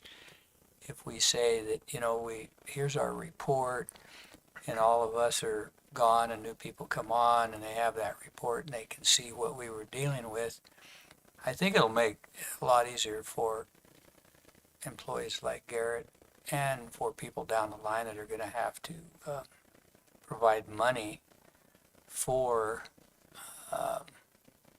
these repairs. And I think it's in the millions of dollars. Commissioner Laird, my feeling is that you should get in touch with Garrett and try and move that forward. And I think now is the time to do it. I think that it'd be an excellent time to try to get our heads around the scope of the project. I think that you also ought to get with our county legal department, because I think what we're going to want to do is do a request for proposal.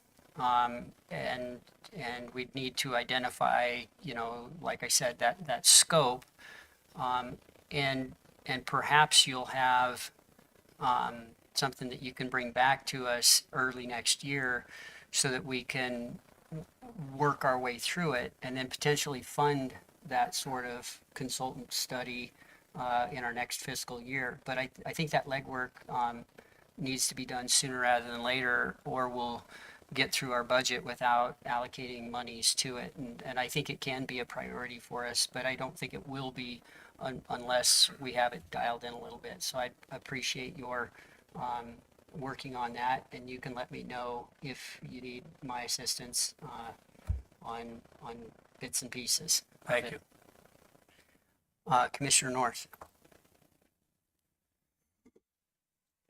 I'm going to step on Dallas's toes here because I've been working with Garrett on some of this stuff already. Things up at the detention center, we've got several projects up there that we have coming forward that need to be accomplished. Now, are those joint powers board items? Yes, they are. Okay, so one of the things that you might work with Commissioner Laird on is what, because I know you're both on that joint powers board, and that's just detention center and Hall of Justice. So identify what you might want to be done under that umbrella. But I think these solely owned and other buildings that the county's solely liable for is kind of the other group. Have you had a chance to work with Garrett on those other buildings? Yes. Okay. And I just hadn't got a chance to get there yet. Okay. Well, where do things stand?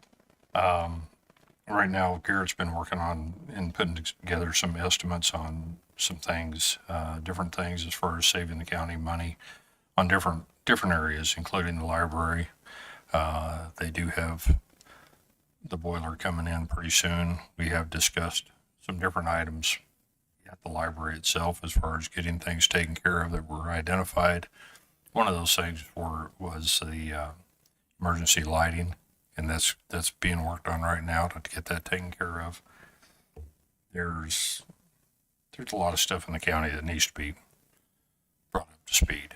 I am happy to say that unfortunately we didn't get the funding for the health department for the generator, but that money is going to the upgrade lighting here in the courthouse and some of the other stuff. So that's actually going to save us some money there. That's something that we had discussed, and that is something that is moving forward. So that's a good thing. That's something that we did identify a long time ago as needing to be done, and at least the state's working with us on getting that taken care of. So that is something that we're moving forward on. And I know Anna Kinder over at the health department was pretty instrumental in working with Garrett on getting those funds applied to this building when they weren't applicable to the generator as was first indicated. Do you think it's reasonable for you and Commissioner Laird to work with Garrett and Heather to come up with something we can put on our work session early next year and try and make progress on this? Or are you talking about the Joint Powers Board, or are you talking about across the board? I'm talking about buildings other than the Hall of Justice. I think that's something that, yeah, I do think that's something that we need to focus in on. We need to find out which areas need to be addressed sooner instead of later. Right, You know, but yeah, my but question is, do you think that you guys can have something to bring to this commission early next year, maybe end of January or February sometime? I don't see any reason not to do that. I think that's one of the things that I do plan on doing, that I would like to do to move forward on that. Because we do need to identify that. We need to find out what areas. Garrett's got a lot of this stuff already identified, but it's just a matter of prioritizing and figuring out which area we need to approach first. Right along with that, at our next meeting, we're going to do the new code adoptions. That was a process that actually was fairly painless this time around. There was a lot of things that were modified to make things better for our citizens, and it was a group decision as far as what needed to be changed and what needed to be left the same. And so I think it's going to be a whole lot better for everybody this time around, because we had plenty of time to go through it and not have it pushed through at the last minute because it hadn't been adopted in 3 years. So that's going to be definitely a positive change for us. You know, we've got a lot of stuff going on up on the mountain. We've got a lot of stuff going on out at the lake, and just different places around the county. I know Road and Bridge has been busy trying to catch up with all the weather and all the damage that was done due to the flash floods we had last year, and I'm happy to see that we're finally making progress on a few more of those projects. So that's about the only thing I have right now. Mr. Chairman, I just need to add something. I have a meeting tomorrow with the judges on the Townsend building, and one of the issues that is always discussed is the security there and what the judiciary requires nationwide in many instances. And it's always something new. But I think there are some serious concerns there as well, especially people entering and leaving the building, and the judges leaving the building sometimes at night. We have 4 women judges, and it gets back to that issue where I was thinking about maybe building a fence along that alleyway, which then the judges really didn't want. But that's another situation, and what they may come up with or not come up with, or what it costs, I have no idea. But it's always floating around out there, so just making you aware of it again. Thank you, and that's the Townsend Justice Center Committee. I can't remember what that's called. You're the liaison to that, right? I am. I forget the name of the committee myself. I'll take a quick look here. Well, let us know if that group has recommendations or requests. I know you will. I will. Commissioner Friel? The columbarium, talked to Garrett this morning at staff. There was a bill that came through last go around that was somewhat substantial. I think it was $4,000 or something like that. That was just for the drawings for the foundation. That foundation is going to be a lot more than what we thought, and we are responsible for putting it in. They are moving forward on it right now. It's although I think the direction this morning was to have Garrett get with the city with the columbarium company to make sure it's not overkill on the, bad choice of words, overly done on the foundation for the columbarium itself. So hopefully that will come down in price a little bit. I talked Or to not. Garrett at 1 o'clock, and he said that's actually the spec from the columbarium company. No.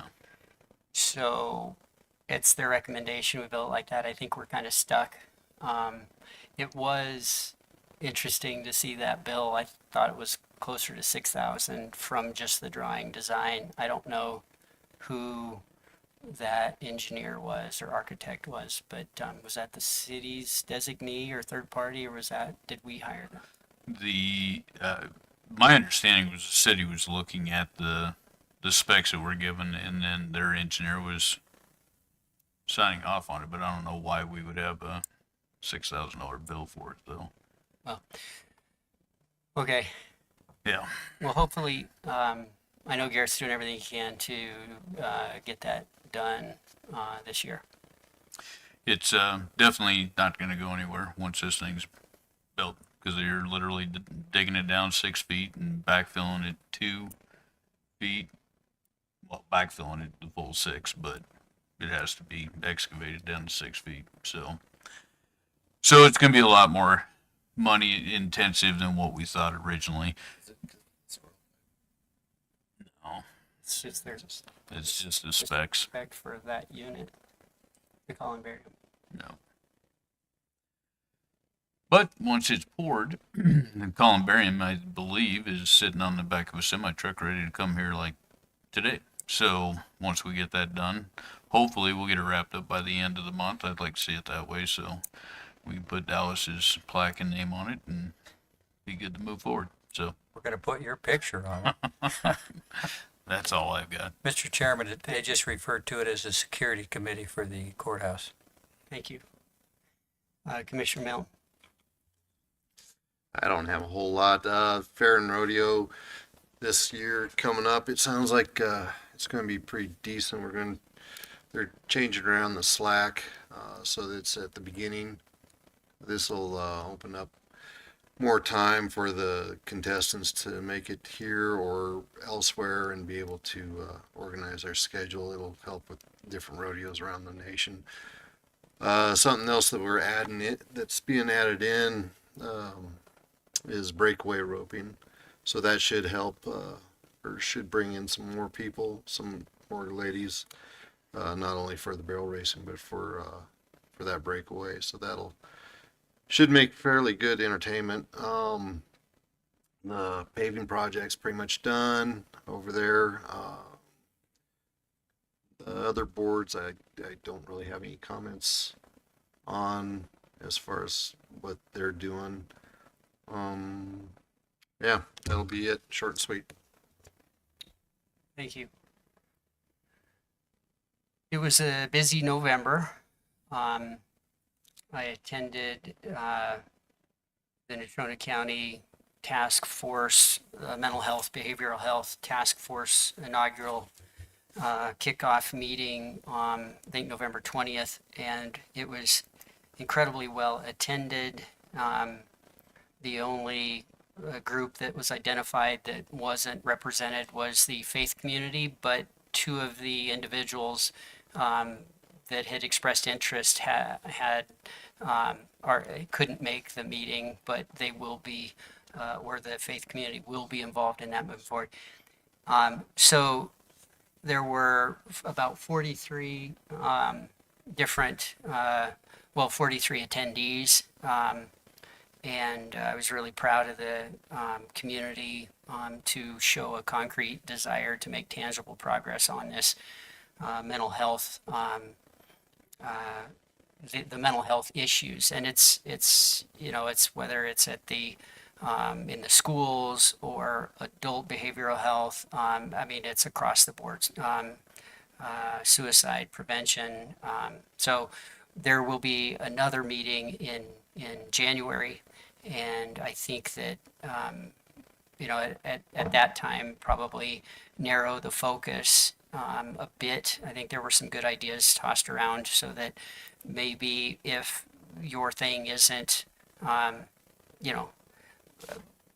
maybe if your business or your interest isn't on one group, you don't have to attend the task force subcommittee meetings there. You attend maybe you're more on the suicide prevention side of it. You can kind of go where you think you can make the most impact and be the most help. So I was proud of the community to come together like that, and I think everybody left the meeting with a good feeling. With regard to the Casper Mountain Nordic Trails Center, Michael Brown circulated a memo and his ideas for basically kitchen equipment. I know that he sent out an initial memo with some costs last week, and then sent a revised, updated memo, and it looks like that went to the commissioner, etc. group. Michael would like some direction sooner rather than later. I told him that I would bring it up at this meeting. I'm pulling it up now, but basically,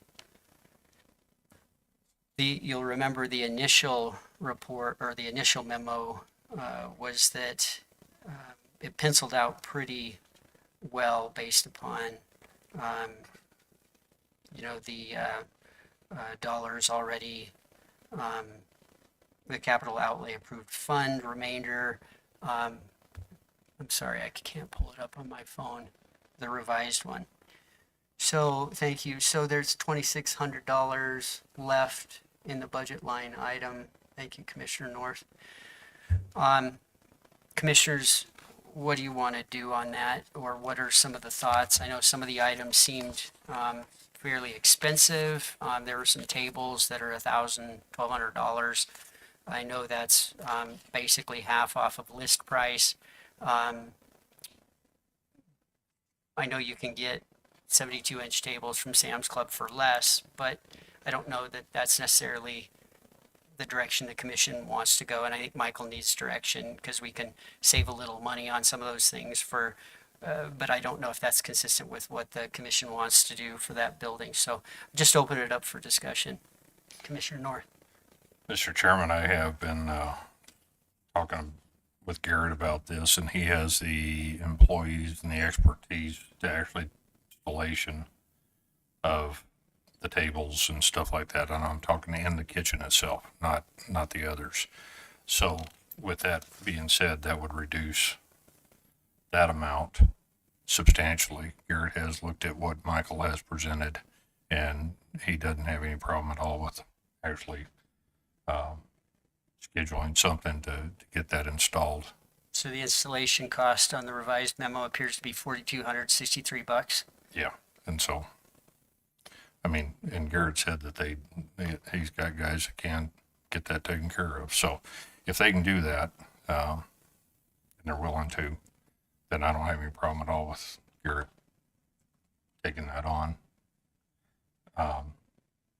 The rest of the cost, as far as the merchandise and things like that goes, I don't see any problem with that. Michael and Garrett went and looked at some used tables and sinks and stuff that we had over in the Hall of Justice, and that was determined that they weren't suitable. They just take too much. They weren't adequate for what we needed. So if we need to go ahead and get the rest of that stuff coming, that we can coordinate with Garrett on that and get that taken care of. I don't see any problem at all with that.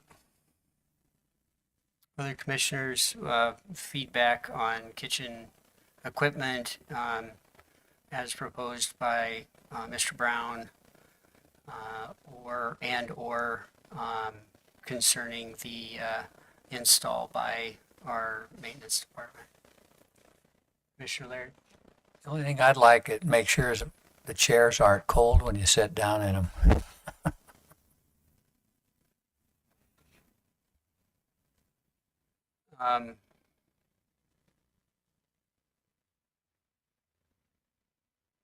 I'll get with Michael and just get his feedback on install by the county or install by others, just to make sure that he has an opportunity to give us his thoughts on that too. Check in with Garrett. Otherwise, are we okay with it either way? Mr. Chair, I'm good with them installing it if in fact Garrett's can do it. One comment I would just make on this project in particular, it seemed like when there was the kitchen appliance line item was taken out of there, there was a lot more that came out with that than what was anticipated in the very beginning. So my suggestion is any projects moving forward, I honestly, on this project, I think it just blaringly stands out that 5 of us are not project managers, and I think that like the Natrona County Health Building, having somebody in place that oversees it to make sure that the line items don't get removed out of there that affect other things on down the road. I think it's important to have somebody in there that's overseeing that on a daily basis, not somebody on this board. We need to have a project manager in place. You'll recall on picking up on that, you'll recall our soft spots in the parking lot. And, there was some reasons given for why that was a surprise. And I'm not saying that it could have, and I know it could have been avoided. I'm not saying it should have. But, one would feel like you've got a better chance of avoiding surprises if you have an expert in that helping the county out. And I guess part of my point to that too is that, I could think back to the comment that I had made in reference to the soft spots and the change orders and I think that not having somebody that is a project manager and not knowing everything that goes behind all these projects. I mean, we tend to make knee-jerk reactions or decisions on things that affect the overall project itself. And so I personally think that having somebody in place, some of these knee-jerk reactions or comments that I myself have made could be avoided by having somebody that works in the field being in charge of that project and being able to make the decisions, not necessarily on their own, but being able to keep in constant contact with this board and make decisions when appropriate. Yeah, I mean, it's not a motion or anything, but I'd second that. This project's had its challenges, and I think a project manager would have been the best way to go. Comparing the two projects, one a huge project such as the health department compared to this lodge, the scope and complexity of just the health department, how much more smoothly it's gone than this smaller lodge. It's very evident that project manager needs to be added to these from now on. Hopefully future boards will take that in mind, and maybe we can bring it into tribal knowledge or whatever. But moving forward, it's if we ever have something like this again, that's one of the things that I'm going to just, that's just the way it is we need a project manager. So I think that with respect to the memo on the kitchen equipment and tables, that there's a general level of comfort to move forward. If possible, we would have the installation done internally and save that $4,200. But otherwise, if there's some compelling reason to use an outside contractor for that we still move forward. I'm seeing 3 nods. I'm nodding. All right, so it seems like there's possible consensus on that. Commissioner Friel. The only thing I would want to add to that is I'm behind using our employees to put them in, but if there's something written in the contract that we've guaranteed to the contractor that they would be able to use their own people, I mean, that is part of the contract, and I wouldn't want to take away from something that's in writing with them to save a buck. I did check on that, and that is not, the only thing that was there was to tie in the sinks. That was it. So that's the only thing I have talked to Michael about that. So that's not going to be a contract violation.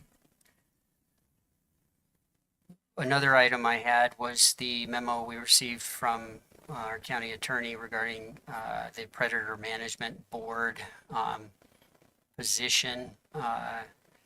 Everybody had a chance to look at that, and I'm feeling that having that person serve as a hunter sportsman representative would be okay.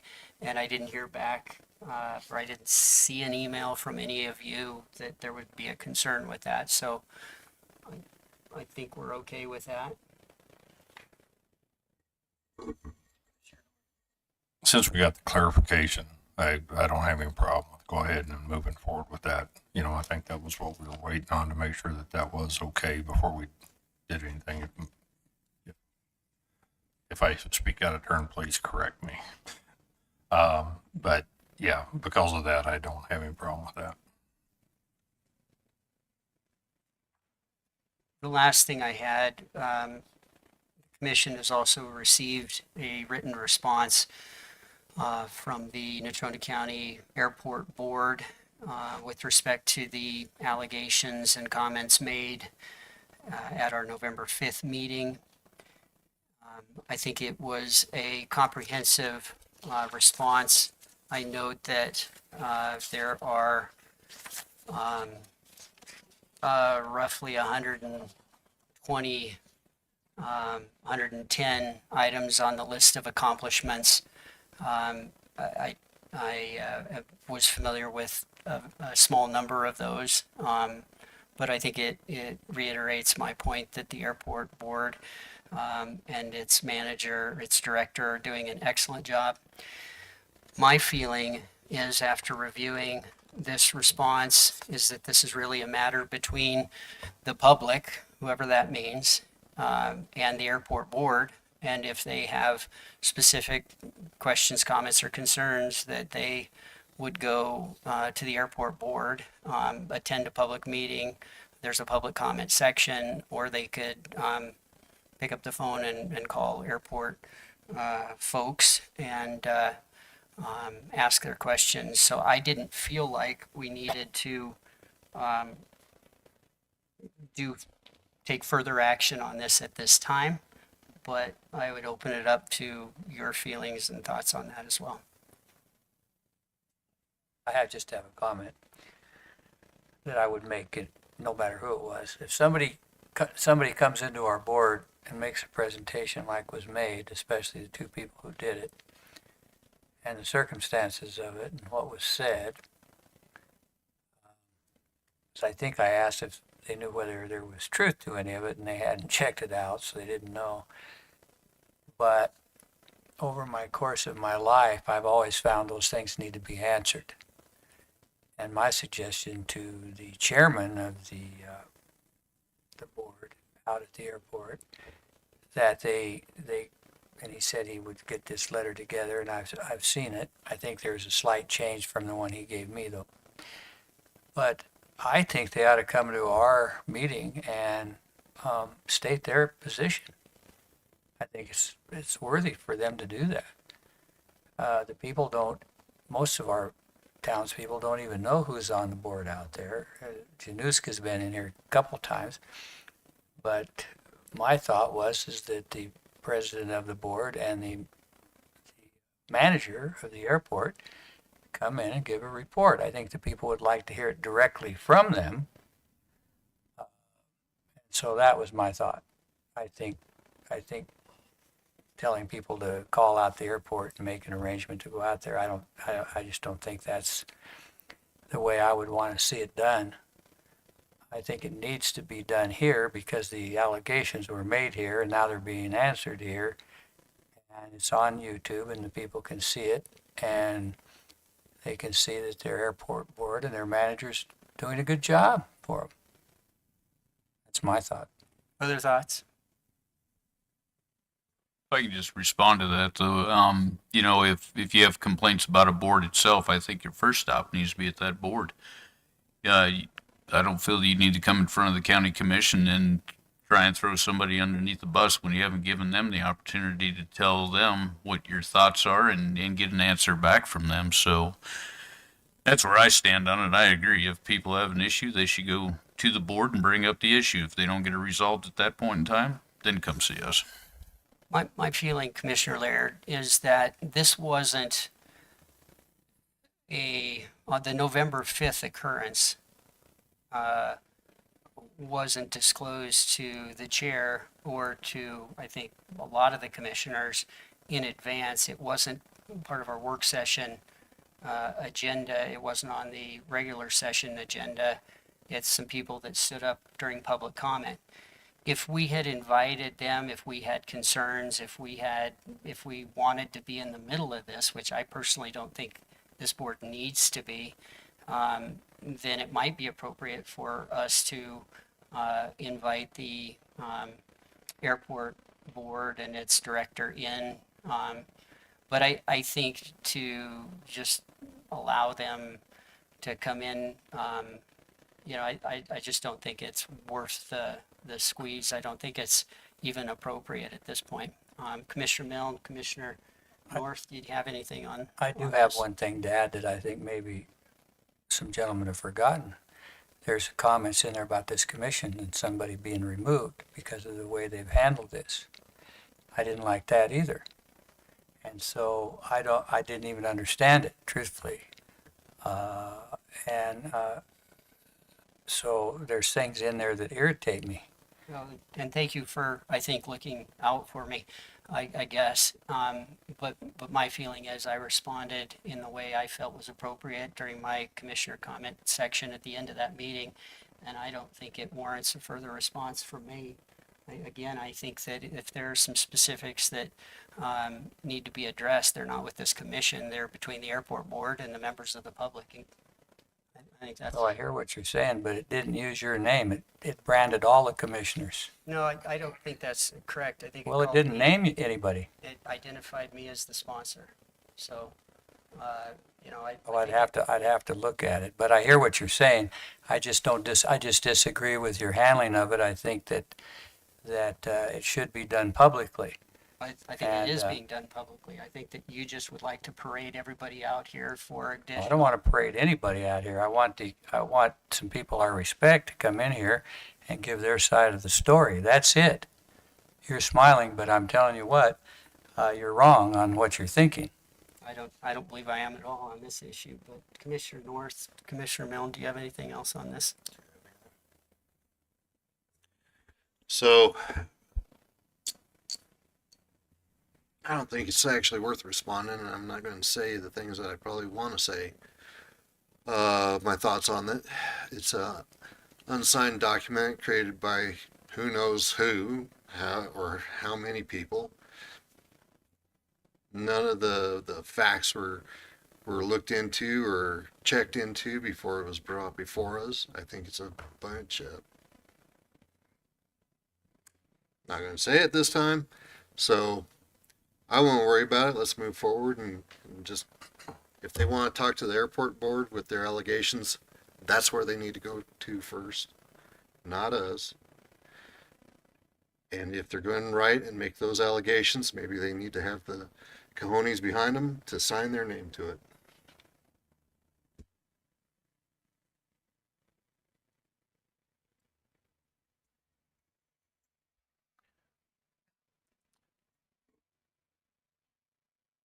It's always tough when you get information on things that you can't confirm or deny. And a little bit further investigation is always allotted before you come up with a decision. I've read both responses. I've read the response from the airport board, and I've read the original response.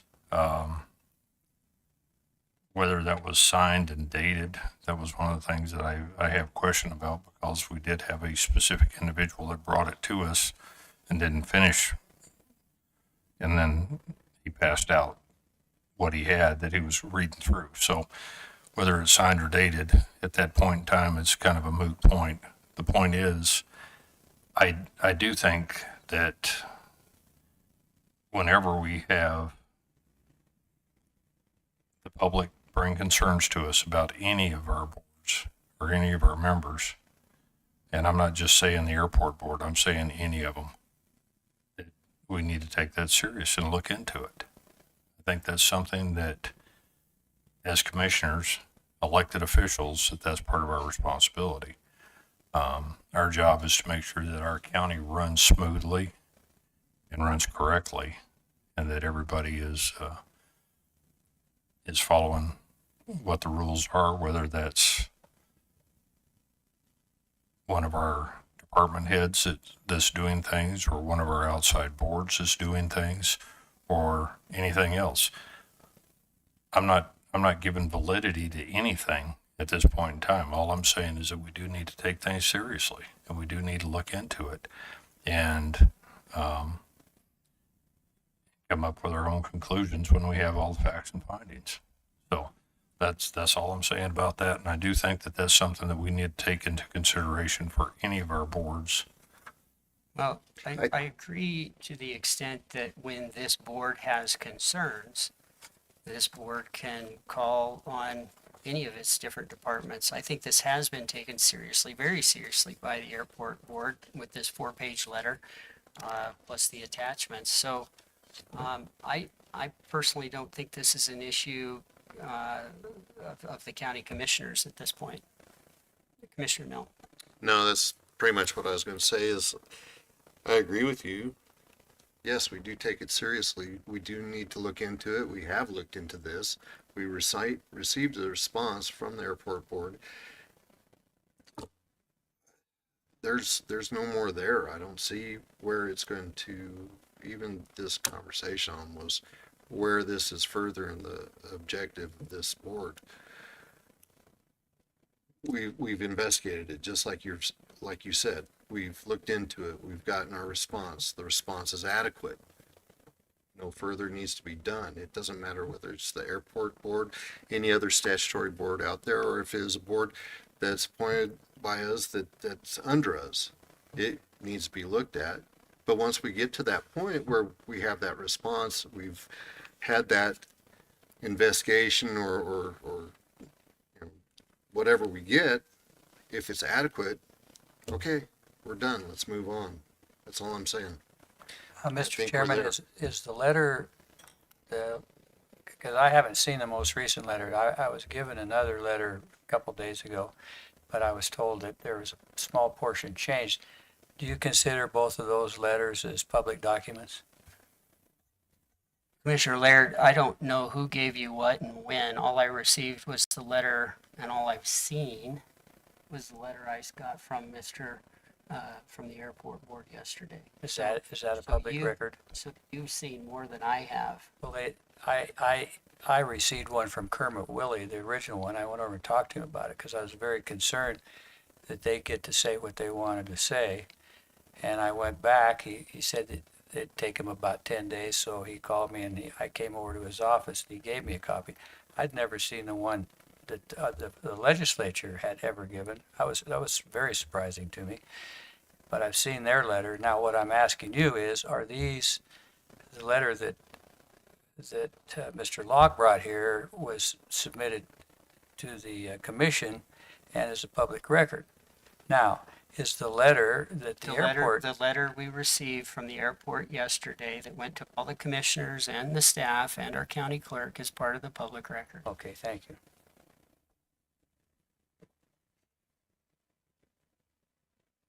Our work session is adjourned. We will start up again at 5 o'clock.